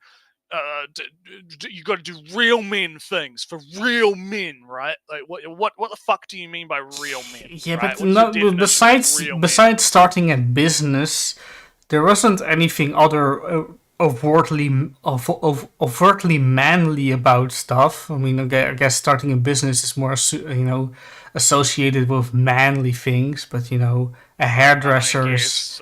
I mean, women start businesses too. So yeah, but it's not a cool thing for women to start a business. It's not. Those women, they got to go back in the kitchen and make me a sandwich. But nothing else. Women making businesses, Ellie. Oh. Yeah, terrible. No, but not terrible. I'll repeat myself and say, why just make this a men's only thing? It's such a universal thing, and with no effort you can keep it a universal thing. But he's choosing to make it a men's only thing. I just find it odd.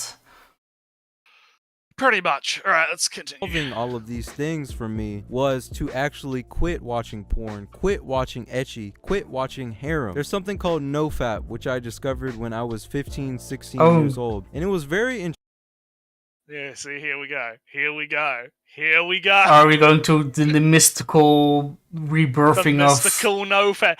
Guess what, Ellie? If you stop masturbating, it's gonna solve all of your problems. Can I get my vigor, my life force, your manly life force is going to come back to you, and you're going to be able to conquer the world. You're going to give birth to Jesus, the metaphorical, spiritual Jesus that lives in your semen. And I will ascend whatnot.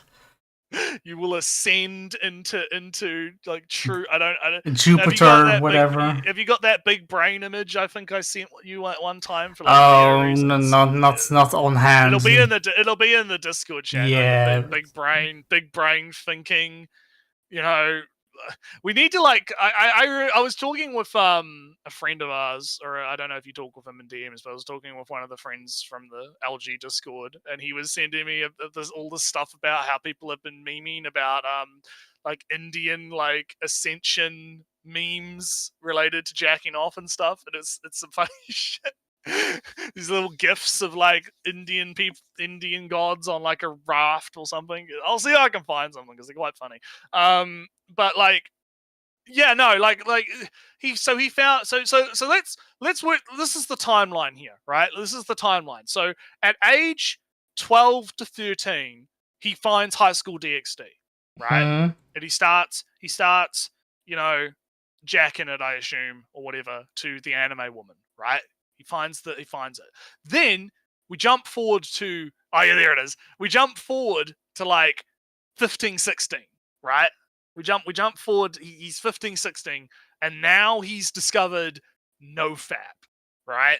He's discovered the mystical NOFAP special one. Doctors hate it. This one special trick to solve all of your problems, right? Is to just stop jacking off. It's so fucking stupid. But it's interesting how he's like, oh yeah, for those that time of my life, I was a complete coomer and totally detached from society or whatever. But then he hasn't even entered his like 20s yet, right? And he's already gone through this entire process. It's fucking crazy. Oh man, yeah, big brain. Ellie's busy mucking around with his. Yeah, I'm looking if I can make it a little bit fancy or a little bit. Yeah. It's oh my god. It's fucking. I hate this stuff because I just don't understand how. Like, I understand how people fall for it, but at the same time, I'm just sitting here like, God, it's so fucking like almost predatory in a sense, you know? Like it's not even solving the problem, right? That's kind of the big problem.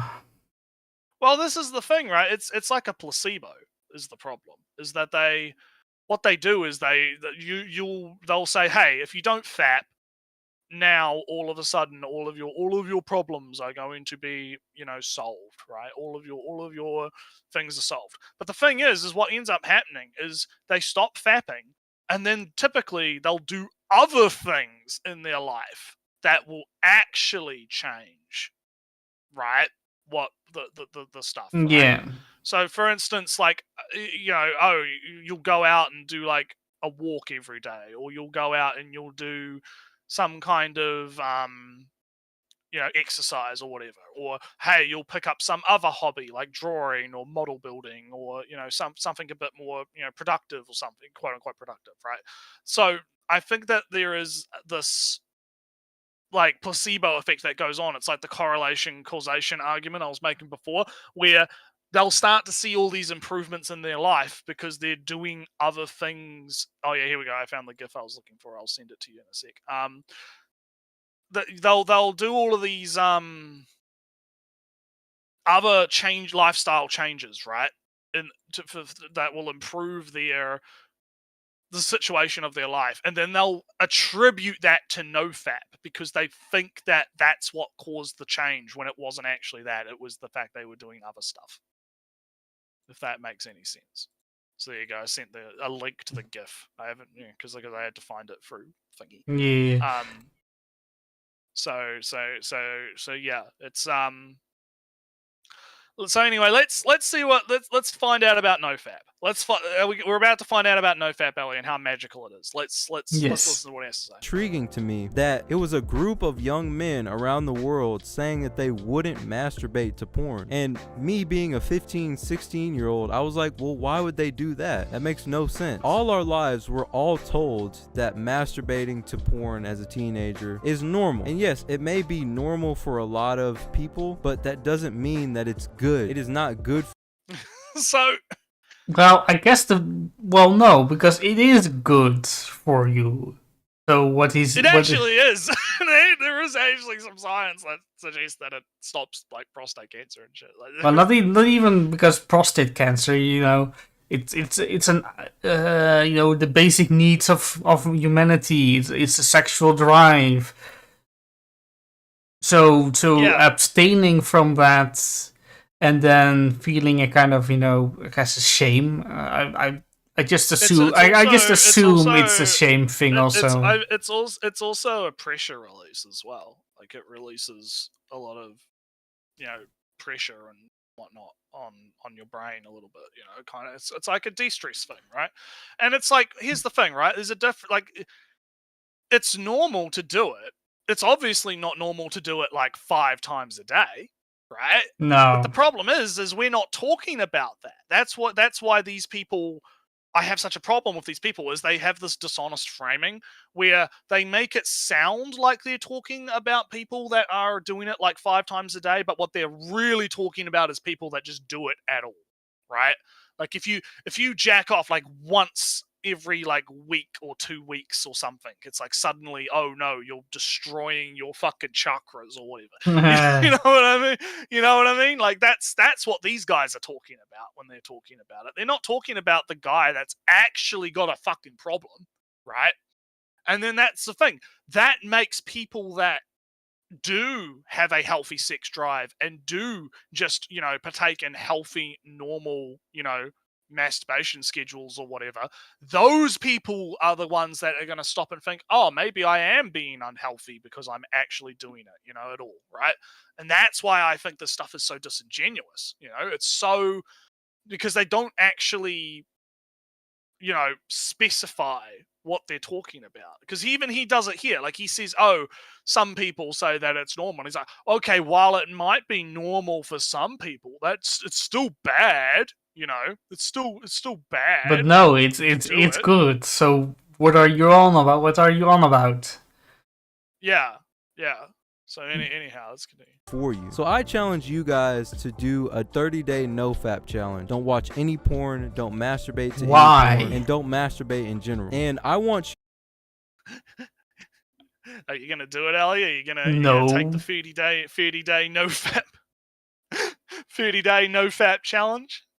Nretsew, one time I participated in a medical experiment, medicine testing, right? Oh yeah, oh yeah. And I didn't read the thing all that closely, and apparently I did know it was for like 2 weeks, but I wasn't aware I would get poisoned by medicine until they thought, just fucking inject that shit right into your bloodstream. No, it was actually injected right into my bloodstream. Oh, okay. And the test and the experiment was of how much can we push this medicine into people until they get too sick. Right. I wasn't very aware that they would push medicine into me until I got sick of it. Anyway, I am at a location there. I can't really do a FAP there when I'm in under medical supervision. Right. Was I adult with urges and withdrawal symptoms? You're literally sweating. Literally sweating that you can't put your hand down your pants and look at the anime girl. You're just literally sweating. Literally, no, I was completely fine. In fact, I was the person with the least amount of troubles with the medicine poisoning. See, Ali's gotcha unit. He has extra poison resistance. Yes. What's funny though, I have impulse control, and you have poison resistance. Poison resistance. This is completely unrelated, but I. Well, it's not. It's not unrelated because it's like you're right. Like I've done No Nut Novembers before, Right. Well, not necessarily like no interaction with porn like this guy, because that's fucking impossible, right? Like I would have to literally detach myself from the internet. You know, I would have to log out of I would have to have no Twitter. No, I'd have to set up like a completely separate, safe for work only Twitter, or have some fucking means of like completely detaching myself from the shit. Right? That's not going to happen. Right? I'd have to put serious work into that. But I can not nut for a month and have no fucking problems. You know, like, that's not a fucking problem. So, I don't remember when the last time I ejaculated my spermatozoids out. So that's completely fine. Yeah, we're going to get all technical and intimate. No, I wanted to finish my poisoning story. Okay, I'll let you finish. Yeah, so the thing is, right, they just increase the dose until too many people drop out of the experiment, out of the trial, and they say, all right, we can't give patients more than this. They'll just vomit all the time and cry about it. So this is whinge, yeah. This is the limit, right? So we were already in the higher doses, and they give me the stuff, right? And first day I get nauseous, and everybody else is completely fine, doesn't feel a thing. And now that's annoying. Why am I the only one who feels anything at all?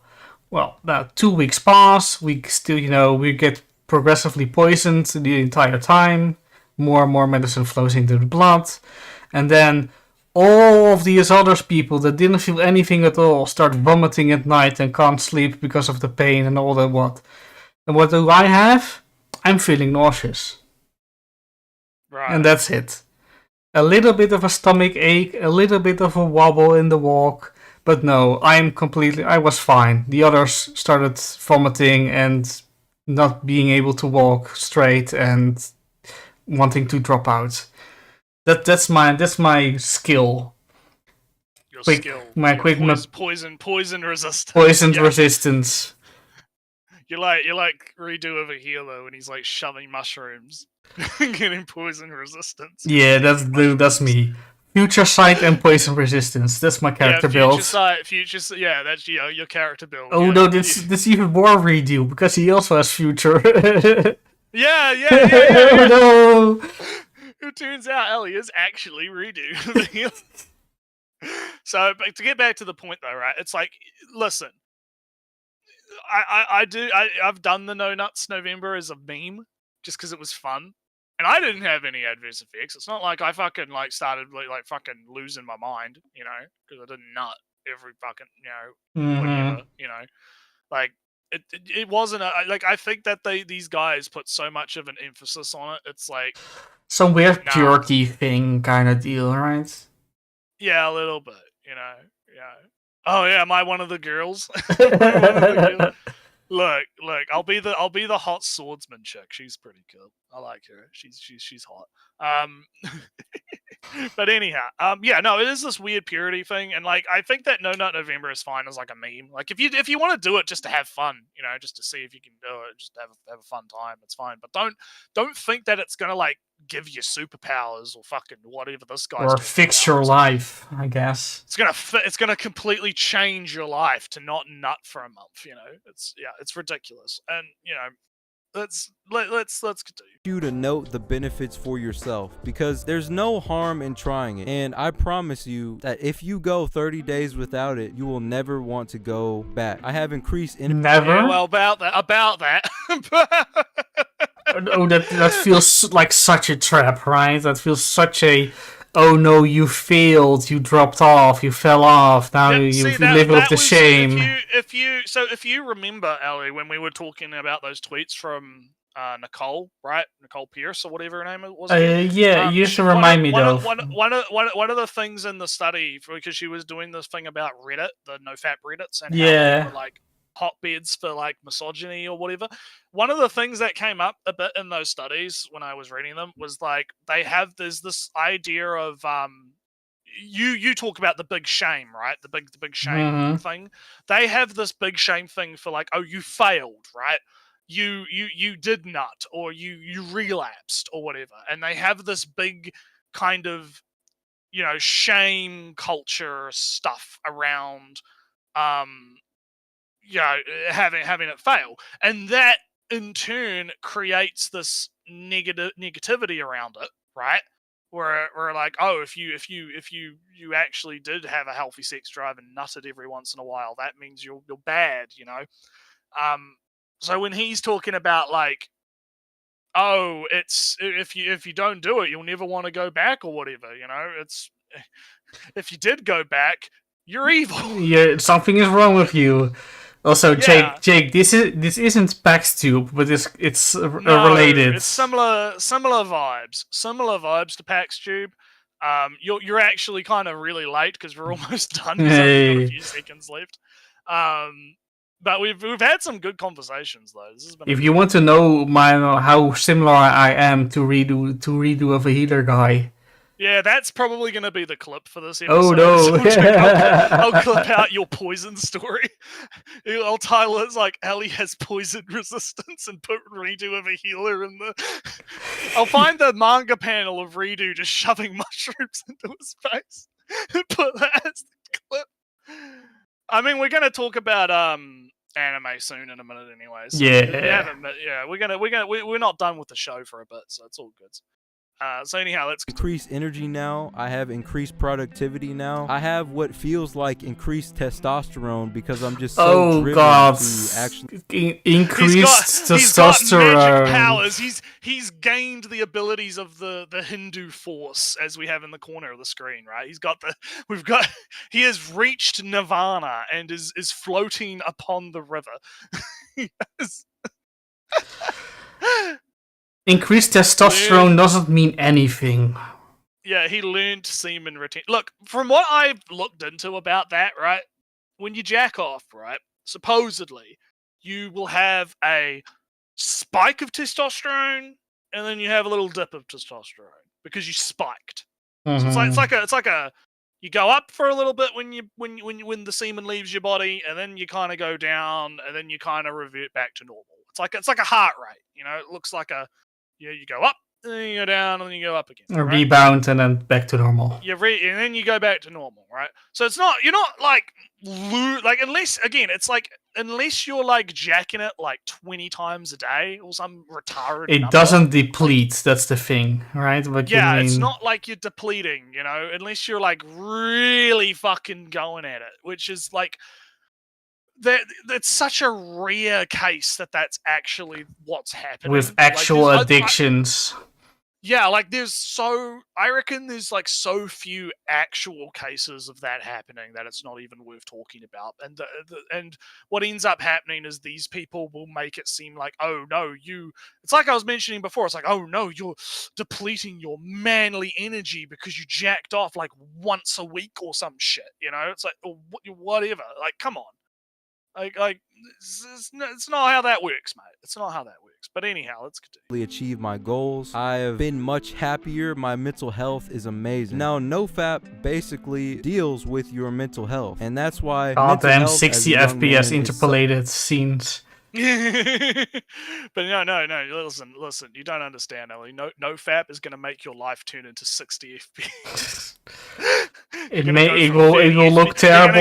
You're going to go from 30 FPS to 60 FPS life, right? And it will look terrible and wobbly and disjointed and. Yeah. Jake makes the point, gooning is, stimulation abuse of the hormonal cycle. Everything is moderation. Yeah, everything is moderation. Just don't be, fucking. It really is that simple. Just don't fucking be an idiot. Really is that simple. But so many people just, it's fucking stupid. So important if you want to become successful at anything. I actually made a video on mental health that I put up on. What was that? At anything. Yeah, at anything, yeah. If you want to be successful at anything, you have to abstain from masturbating at all. Yeah, you have to. No masturbation ever. It's not allowed. Not allowed. Anyway, continue. On the screen that you guys should go check out right now because it's very vital towards your success as a man. I'm Nori. Oh, as a man again. It's very you're manly. Success as a man. I help motivate men through anime, and to those who try, believe in me, who believes in you. Nori, signing out. So there we go. I am very confused on this comet that is going to destroy a village, but whatever. So I want you to have a look at what's shown up on the screen right now, right? We got the dark side of anime sexualization, the dark side of hentai. You hear your future 30 years if you I assume if you continue to watch anime, this was how you will look like. Weak and strong man. Weak man versus strong man. I assume that hentai will ruin your life. Brackets NOFAP. Oh yeah. Like, this is literally this guy's entire channel. I am kind of curious though what he thinks of makimas, a female that controls men by systems with affection, with sexuality, and with just force. What does a guy like him think of a female character with a genuine position of power over men? Maybe we can add that one to the list, and we can come back to it another time, Ellie. Maybe we'll have, we can maybe. Well, I'm just kind of curious if it's massively anti-woman or not. Well, that's what I'd be interested in too. So, hey, look, maybe next time we'll come. I mean, we've got this guy's channel in the list now, so yeah, maybe not next stream, but maybe another stream we'll come back to this guy. He's going to become a new anime Matt for us. We can come back and. I hope he doesn't go the way of anime Matt, because that's... Yeah, we found out that he's kind of disappeared, which is a shame. Well, I checked out anime Matt every now and again, but yeah, he's kind of gone, unfortunately. Yeah. If you were here for the beginning, he was a very reliable source of fun videos. I will say a number of his clips made it into the fancy intro that's coming soon on the channel. So yeah, I added a few of his clips in there. So, all right. Well, I guess shall we transition to chatting about the animes? Yes, I've got animes to talk about. I must just, we're not in preamble anymore, and I have to accurately reflect the title. Yes. So, yeah, let's have a chat. What have we been watching? Shall we start with elf waifus on the screen right now? Because I'm caught up now. Oh yeah, sure. Why not? Yeah, last time you haven't watched you were 2 episodes behind. Yeah, now I am at episode 18. I have caught up. I am up to date with the Furins, and it's good. It's still good. I'm sad to see the priest man leave. Priest man has decided to go separate ways, which is sad, but it is what it is. I thought that his interactions with the party were quite good. And now we're moving into I guess magic, big magic qualification arc. It's being introduced to a lot of new faces, a lot of fun characters. I do kind of feel like it's only a 4-episode max arc. It doesn't feel very long. Probably. I mean, there's a lot of characters in the opening, but well, we still got 10 episodes to go until the end of the season. So yeah. Got a lot. Maybe we'll get this arc in another arc. We will see what happens. But I will say though, I do like the look of this green-haired girl who shown up. Yes, because I liked the introduction. I thought that was quite a good way to introduce the character, where we had the elf monk show up, and he's like, you have the eyes of a killer, And it was I think that was a very good way to introduce the character to the viewer, to be like, okay, this character is kind of shady. She's a bit morally dubious, a little bit. Don't know about her too much, right? And then we were introduced to the 2 other mages that Firen is babysitting, right? Who are a little bit weird, a little bit much. Yeah. Furion's facial expressions that last episode were quite funny. She's just like they're fighting again. God damn it. So yeah, no, yeah, it's been good. I'm interested to see where they go with this kind of arc, and I'm interested to see how this green-haired girl, does things. Interacts with Fern. Yes, probably murderous things are gonna happen, I would say. So what else have we got? I watched episode 2 of Change Soldier, Mm-hmm. and it's okay. Change Soldier, I think I don't know how that's gonna go because I'm still kind of iffy on the CG. The CG's kind of killing it. Yeah, And I did mention. I think I mentioned last week, right? We're not in the era of where CG is automatically absolutely terrible, but it's still a lesser rank. It really depends on the show. Some shows use it effectively, some shows don't, right? And so I feel like with Change Soldier, it feels like it's the cheaper kind, and it's not great, but it's not amazing. And the other, I think it's because I'm going to talk about Gushing Over Magical Girls as well, right? I will probably talk about that next because it's kind of related. Because I feel like Gushing Over Magical Girls has kind of overshadowed Slave of the Demon Cause or whatever.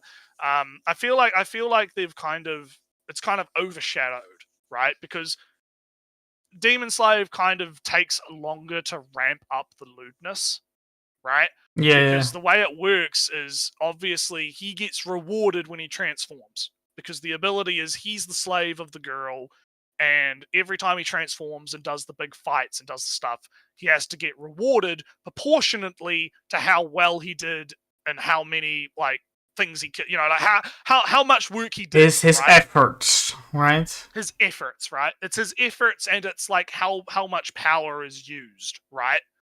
And so as the show kind of progresses and he fights harder and harder foes and does more and more things, the lewdness ramps up with that, right?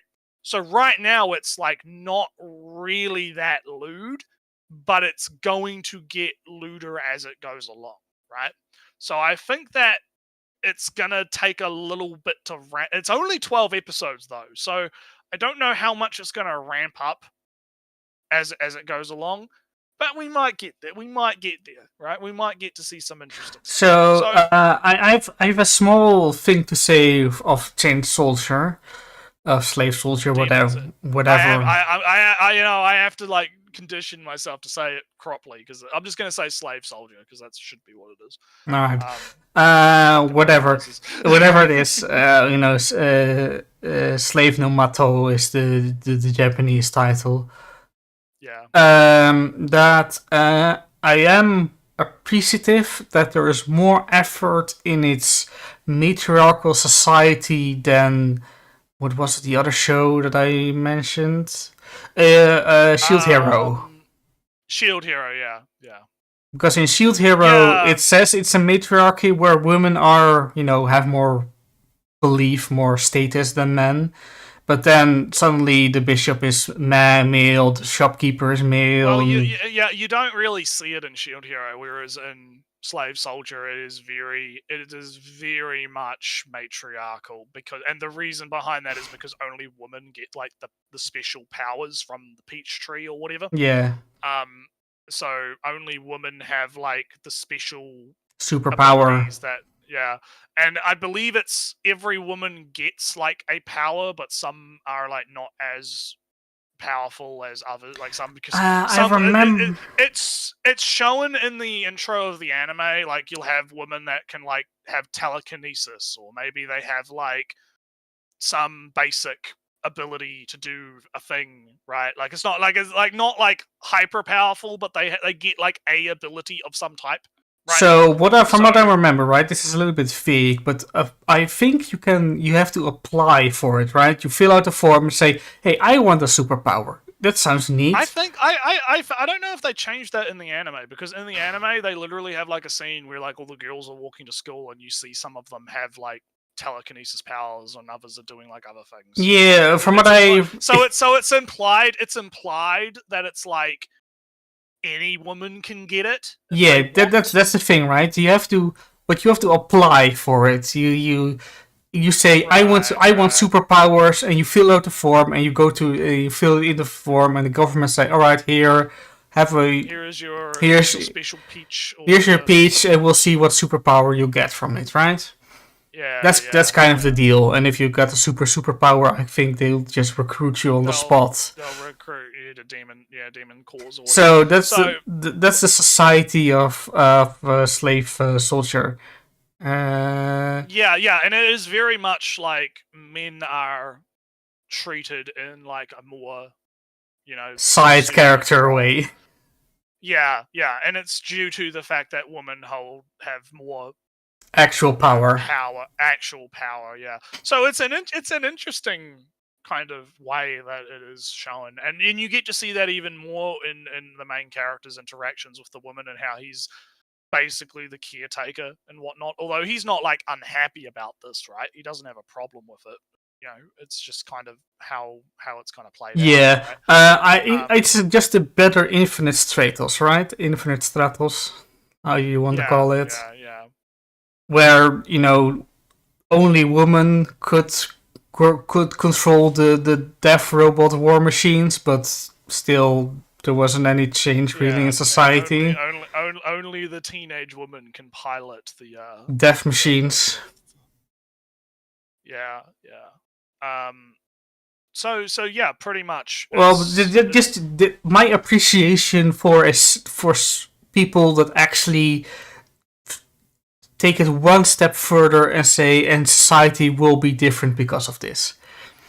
Yeah. So an interesting thing about Demon Soldier is that I believe it's made and written and drawn by the same mangaka who did Akame ga Kill. I think the art style looks kind of different, but I didn't read or watched Akame ga Kill. I find it interesting because Akame ga Kill is, I mean, if you know anything about it, it's super edgy, right? Big gore, big people die, big sad, big edge, ow the edge. I've heard stuff like that. Violence, sex violence, slave violence, like it's very edgy.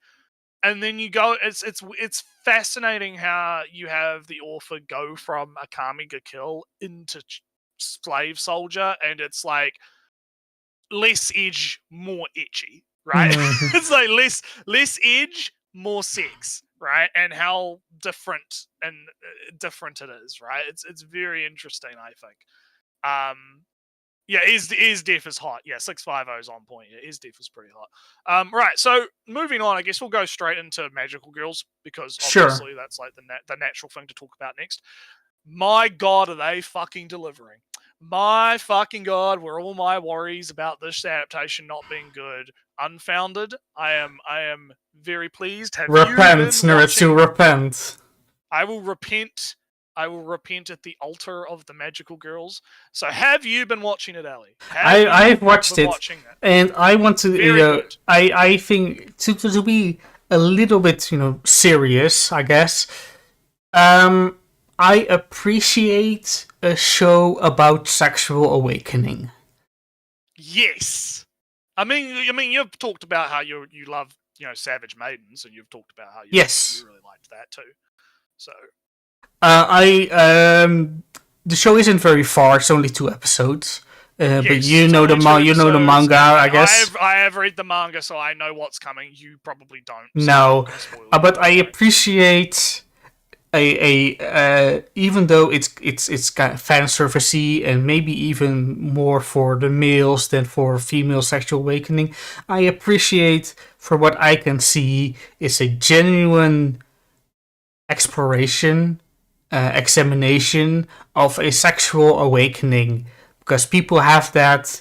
She has that right now, and the only thing I will say is she's not the only character that's going to have that. No, because blue green haired sword girl has had her own.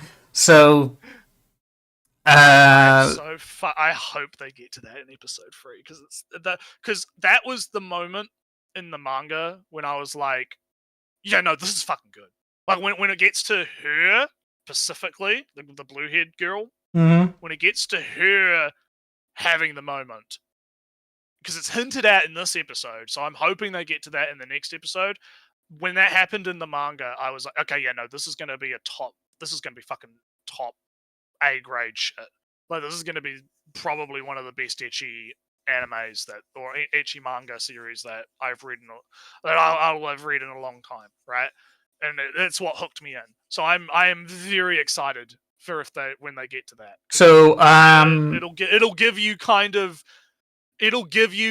what you're looking for, I think would be a good way to put it. So but basically, I am more excited about the sexual awakening of these characters than the actual sexiness on the screen.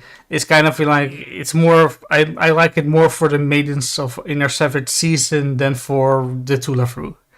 Yeah, the context makes it a lot better, I think.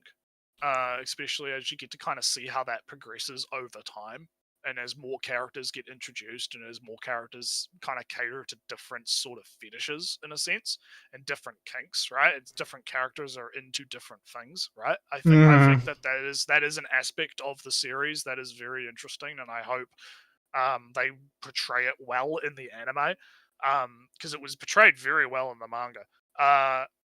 And so talking more about kind of what we have seen, right? Like, I think that they've really done a good job at capturing a lot of the wacky facial expressions and the wacky the funny art style of the anime, because I don't know if you go on like the Twitter for the official anime Twitter, they've been posting like GIF images from the show, and they've been choosing exactly the right ones to use. I'll go into the. I mean, if you're just going for episode 2, right? She's at the temple. She has a funny face. Yeah. She looks down at the the porn magazine, the S&M magazine, and there's this moment where she, like I actually screen capped that and saved it on my laptop because I thought it was funny. I think they posted that on. Yeah, they did post that one on Twitter too. So I'll go grab that for you, because you can download them via. Because good thing about the bot on Discord is you can just download the video or whatever of the GIF, and because it turns it into a WebM. Yeah. There you go. I'll put a few of those in the chat. So yeah, they know what they've managed to capture the unique style of the manga quite well, right? Because that was one of the things I was kind of worried about, was will this translate into anime, right? And I'm glad to say that they've delivered on that. If you've read the manga, it'll be interesting to see if they manage to keep that up and showcase kind of some of the more like weird kind of reaction images that show up in the manga, where they're like, there's some moments where it's like the characters are like crudely drawn type stuff when they're reacting to certain situations. So I'll be interested to see if they manage to kind of pull that off. But so far, I would definitely say it's shaping up to possibly be an anime of the year contender, and we haven't even like gotten into the beginning of the year yet, right? Yeah, here we go. Sorry, I have to loop it right here. Here we go. Yeah. Oh, damn it! This is a good face. Yes. You can bring up all of them if you want. It'll be fun. I'll keep it at this for now. Okay, but that one, yeah. So that's kind of what I'm talking about, right? Where you have like, because that was something that happened in the manga too. I'd have to go and find that chapter in the manga, and I'd have to fucking get the picture. But they managed to convey it very well. Is the main point, right? They managed to convey it extremely well, style-wise. Now, I will say, right, now the fight scenes, because there was a fight this episode, which was more of a fight than just not a fight, right? Mm-hmm. The animation for that. Not a little bit slideshowy, but I think that's fine. And the reason I think that's fine is because I wasn't expecting the fights to actually be that good in general, because I think that they know where the budget needs to go, if that makes sense, right? Even though the budget's mean. Because because one of the things that happens in this episode is the character gets blindfolded essentially and gets groped, right? They spent a lot of time on the animation of the groping and making sure that that looks good, right? And then you compare that to like the fight scene with the yellow girl, right? And you can kind of get the idea of, all right, they know what they're doing in terms of where to focus the energy, right? So that's kind of one point, I guess you could say, is maybe being a problem depending on, you know, what you're into or whatever. The other thing to kind of talk about before we move on is the fact that High Dive has picked up the ATX version, which is essentially the most uncensored version outside of the Blu-rays. And I believe the only stuff that's going to be changed for the Blu-rays is sound, so like probably moans and stuff. There's probably going to be added moans in the Blu-ray, and I think there may or may not be some added animation-ish, but it's probably not going to be a lot, I would say. I think that it would kind of be like a Mushoku Tensei, that there are some scenes that are, you know, cut out, some they're zoomed in more, because, you know, in the episode 0 of Mushoku Tensei, the second season, the fat bald man was groping the lolly-ish assassin, and that was kind of cropped out. And I remember that was like a censorship debacle, because Crunchyroll notoriously only gets the censored versions because they're cheap bitches. But the thing is I'm glad that High Dive got the ATX version, because I mean, of course, you should be watching your anime 100% right, Ellie? Right, Ellie? Of course. You should watch your anime legally. However, Katakawa loves us, right? So we love Katakawa here. Katakawa boys, right? We Katakawa boys. We love Katakawa. But seriously though, it means that the ATX version is readily available. So it's very easy to find the most uncensored version of the show online if you wish to go a certain route that may involve ships, right? may involve ships with skulls and bones on them, Ellie. No, I don't know what the term. Yeah, might involve privateers. Yeah, maybe a little bit of that. Yeah, it's readily available. So I would say, because I was initially going to wait for the Blu-rays, but considering the fact that the readily available version right now is basically as uncensored as you could probably get, right? I think that it's safe to start watching now and watch it weekly if you wanted to, right? Yeah. Of course, you can always wait till it's finished and wait for the Blu-rays and have it come out, and you'd probably get pretty much an exact experience, right? Because the worry is obviously, you know, if you watch the TV version, it's going to be massively censored versus, you know, the ATX or the Blu-ray version. And that's one of the reasons why when I get to talking about Immoral Guild a little bit later, because I'm going to talk about a couple of other anime before I talk about that. I'll probably talk about that last, right? You know, I waited for Immortal Guild, even though that came out in 2022. I waited for the definitive editions of that to come out, right?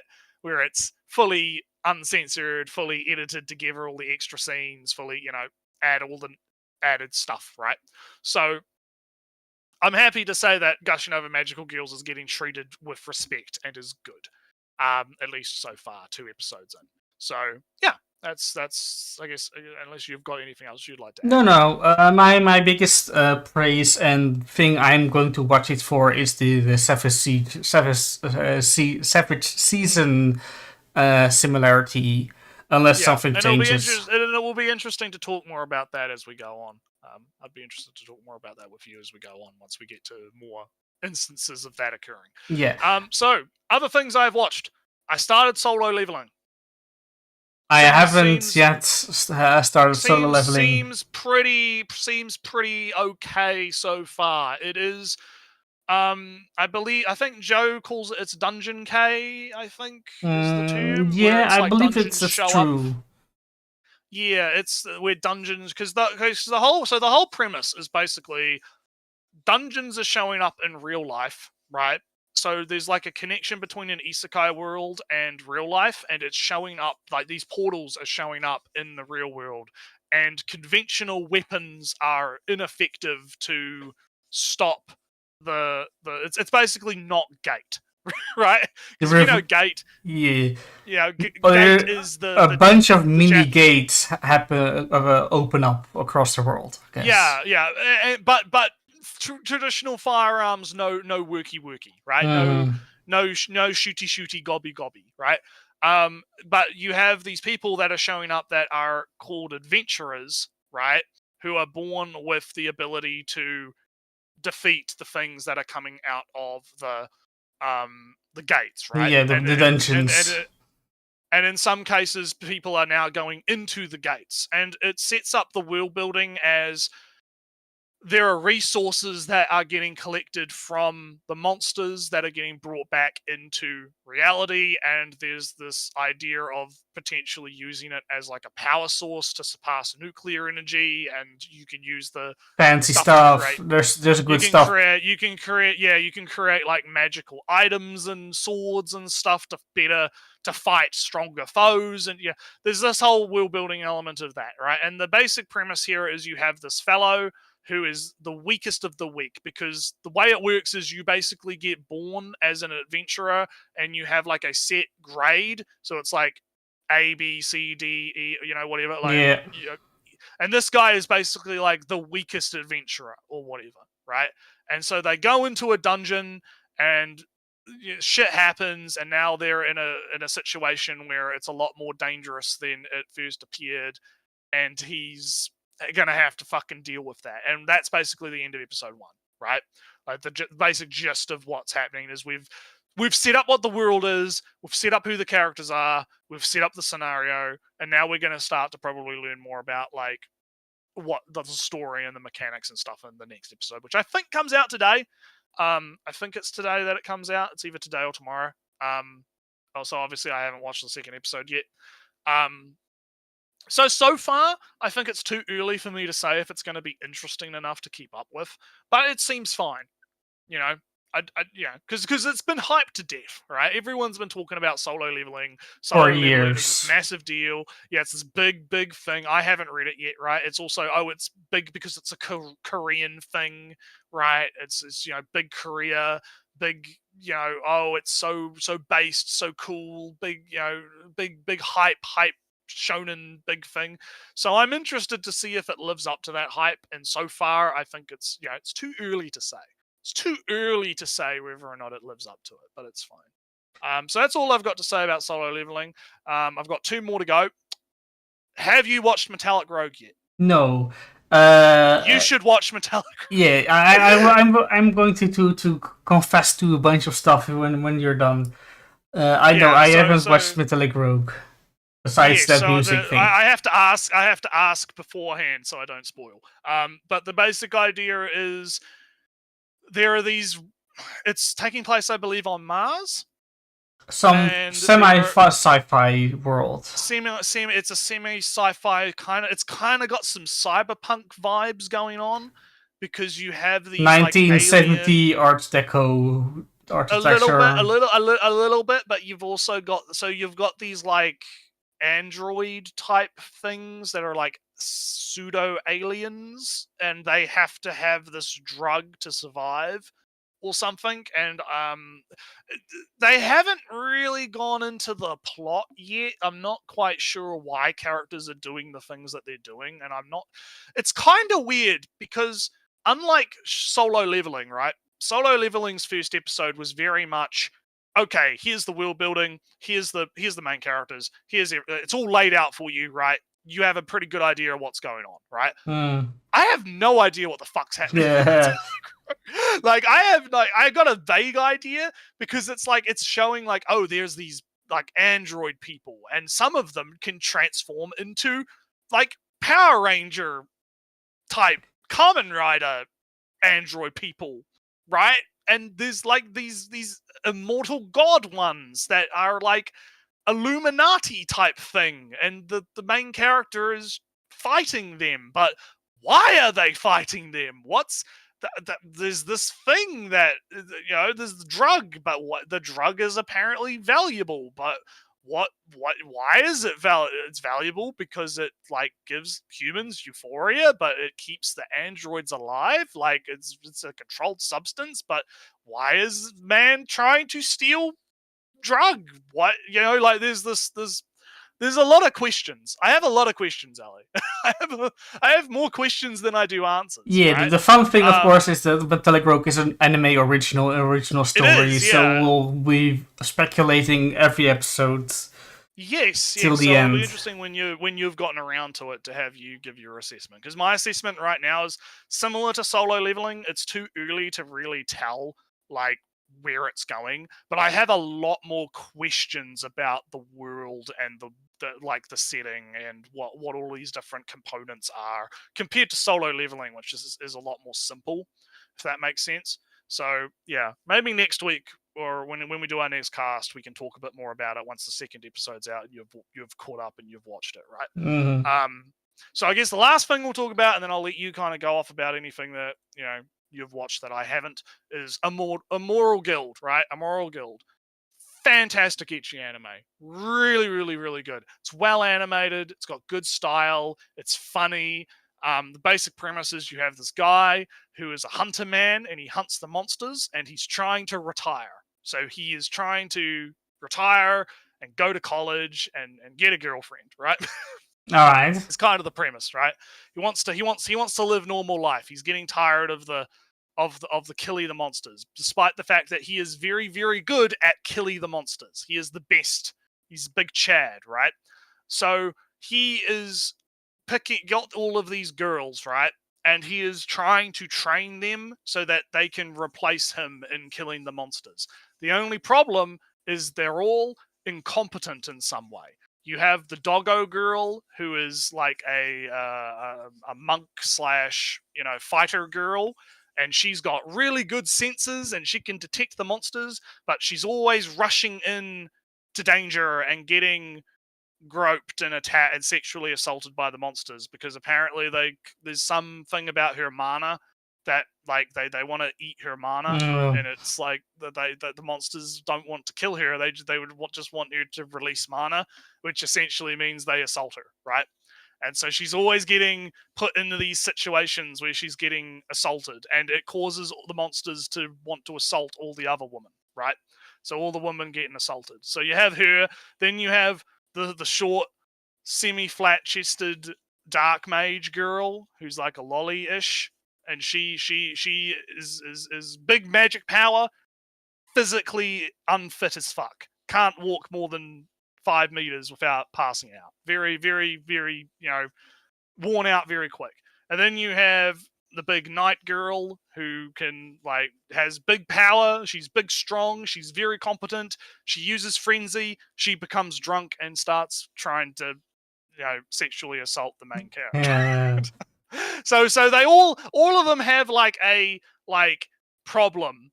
And the show is kind of episodic in a sense, where it's like you have these 2 or 3 sort of mini. I forget the feeling. I don't know if it was based on a 4 coma, but it feels like it was. Where it's like you have these little short kind of they go out and there's usually some kind of monster, and then the monster they end up getting sexually assaulted or whatever. Or usually there's some kind of problem that happens, and the guy has to try and deal with it while not losing his mind, right?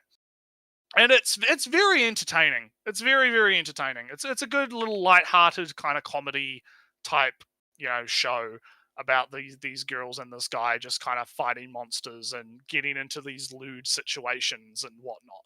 And it's extremely well animated. It's extremely well, done. And I would highly recommend it. I reckon it's really good. I'm almost done with it. I've got 2 episodes left to watch, which I'm probably going to watch today. And I would highly recommend The Moral Guild. Is a really fun show to bite your teeth into. So yeah, that's me done talking. So your turn to talk. All right, my turn to talk will be. I'm gonna have to get a drink because my voice is gonna crap out. Yeah, my time to talk will be significantly shorter because I've been watching a lot less this week. This is the week I have my shifts in the morning, so I'll be a little bit tired in the afternoon, and I'll just play my Dice of Spear project as I apparently have a playtime of 70 hours in 2 weeks' time or something. It's what happens when you play a base building, factory building game. But I have on my docket Metallic Rogue. I want to watch. I want to see how that chain soldier, slave soldier, how that looks. The isekai the story where the guy is a zombie is interesting. I want to watch. I watched the first episode of how the wrong way to use healing powers. The first episode was fun. There is Kala. 70 hours of sleep is optional. If it's in place for Dyson Sphere Project, then it is indeed optional, because Dyson Sphere Project is very relaxing to play.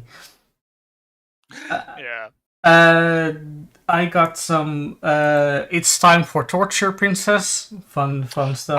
I was gonna pick that one up because I've read some of the manga of that. I kind of dropped it because not necessarily because I got bored, but just because I just kind of drifted away from it. I heard that they made some changes, particularly in terms of nudity in some of those scenes, apparently. And apparently it has like the problem that I was worried that Magical Girls was going to have, where like the art style of the anime doesn't really live up to the art style of the actual. Yeah, because It's Time for Torture really lives on the big deforming, off-model faces, off-model moments. Yeah, big reactions. Yeah, I do think the princess, at least when she's not in a potato sack clothing, looks very cool.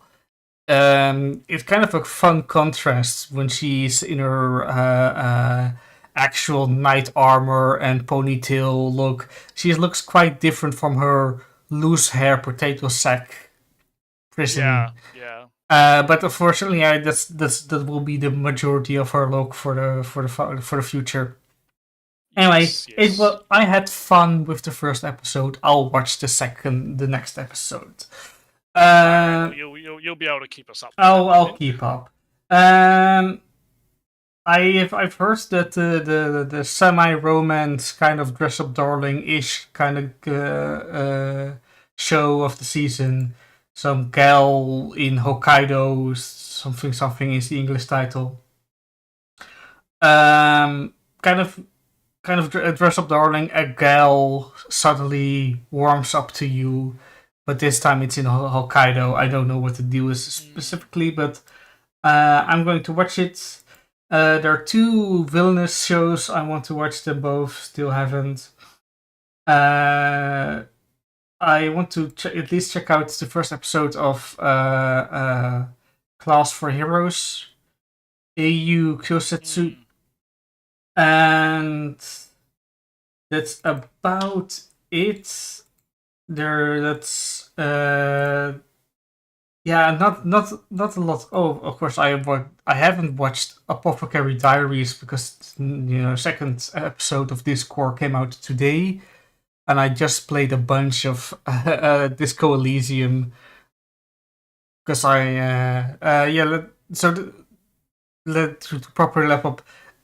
Not actually watched a lot of anime, basically free run, almost only free run, and a bunch of shows that only had 1 episode, and I don't know if I'm going to continue that much. It's very early days. Early days, so. And of course I'm mentioning some easy 7 shows that I want to watch, but as usually I'll drop it down to 3 at most at the end.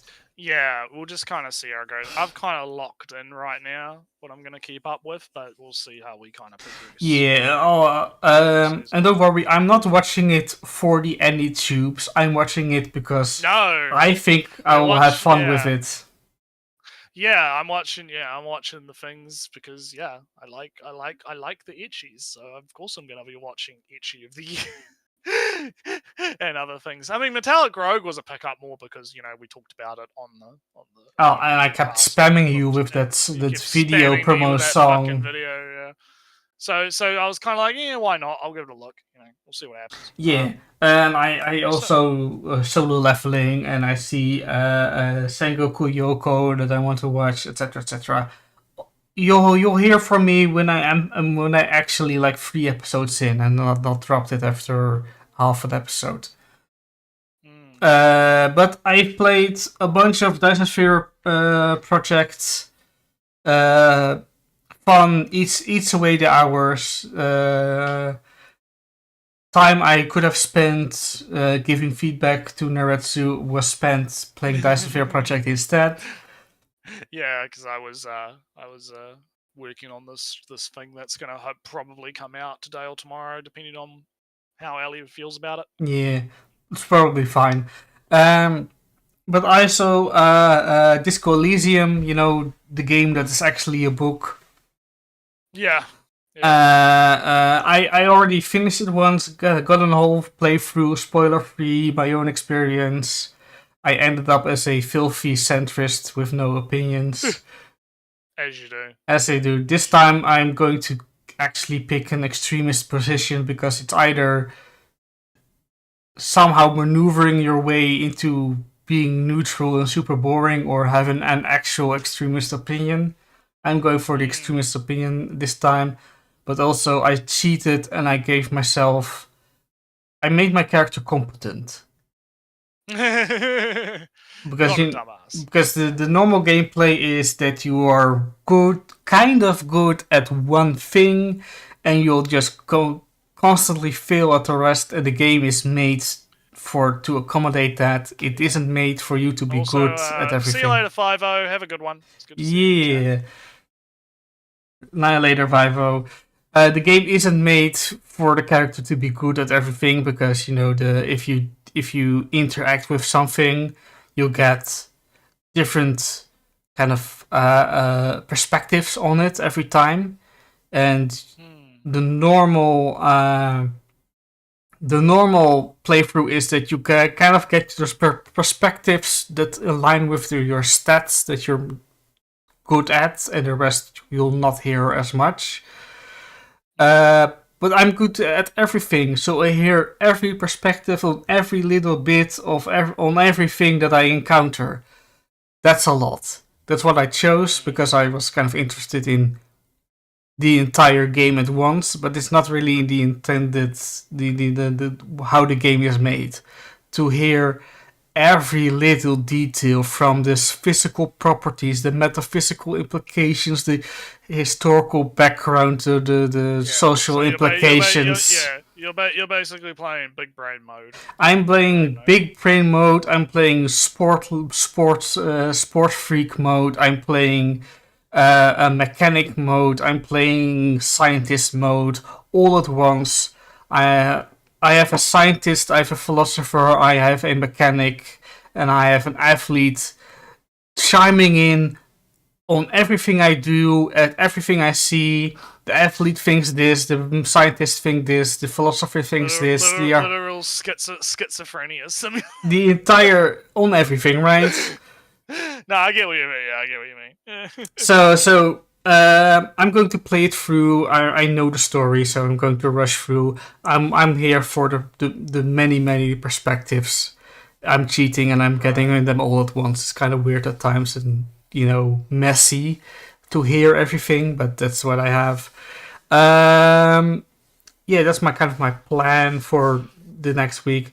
And I'm not going to pick Infinite Wealth because I have no affinity to Like a Dragon, Yakuza. I haven't played a Yakuza game in a long time, so I'm probably not going to pick it up either. I hear it'll probably be alright though. I am very much looking forward to Unicorn Overlord. That comes out for Switch, and if it's possible, if I feel like it, if it's practical, I might stream that. Do big stream. Because it's a fresh game. I get some new viewers for the channel, Nretsew. So getting subscribers. Yay! But also, 13 Sentinels was very good, and I like the kind of Fire Emblem Tactics Ogre gameplay anyway. So Why not stream a game that I actually like? Imagine that, Nretsew, playing games. Imagine doing things that you like. Yeah, content, as Sammo would put it. Yeah. So anyway, yeah, I guess that's about it. Really, I don't think there's much else to talk about today. We've had a fun time. I guess we'll catch you guys all next week. Yeah. We are still chronically late with deciding what videos we're actually going to watch. So yeah, as always, be sure to send us recommendations, do things on whatever posts you want. I'll see it anyway. Comment sections, all kinds of stuff. Although I am Nretsew to go meta, I do feel like we should continue with one other video because apparently this channel's a treasure trove. We can do two. We will come back to him, no doubt, at some point. It'll happen. So anyhow, we will catch you guys later. Yeah, good night, because I will go to sleep. Nretsew will stay awake. Ellie will go to sleep. I'm going to go get some food cooking. So I will catch you all next time. Yeah, Bye! Later.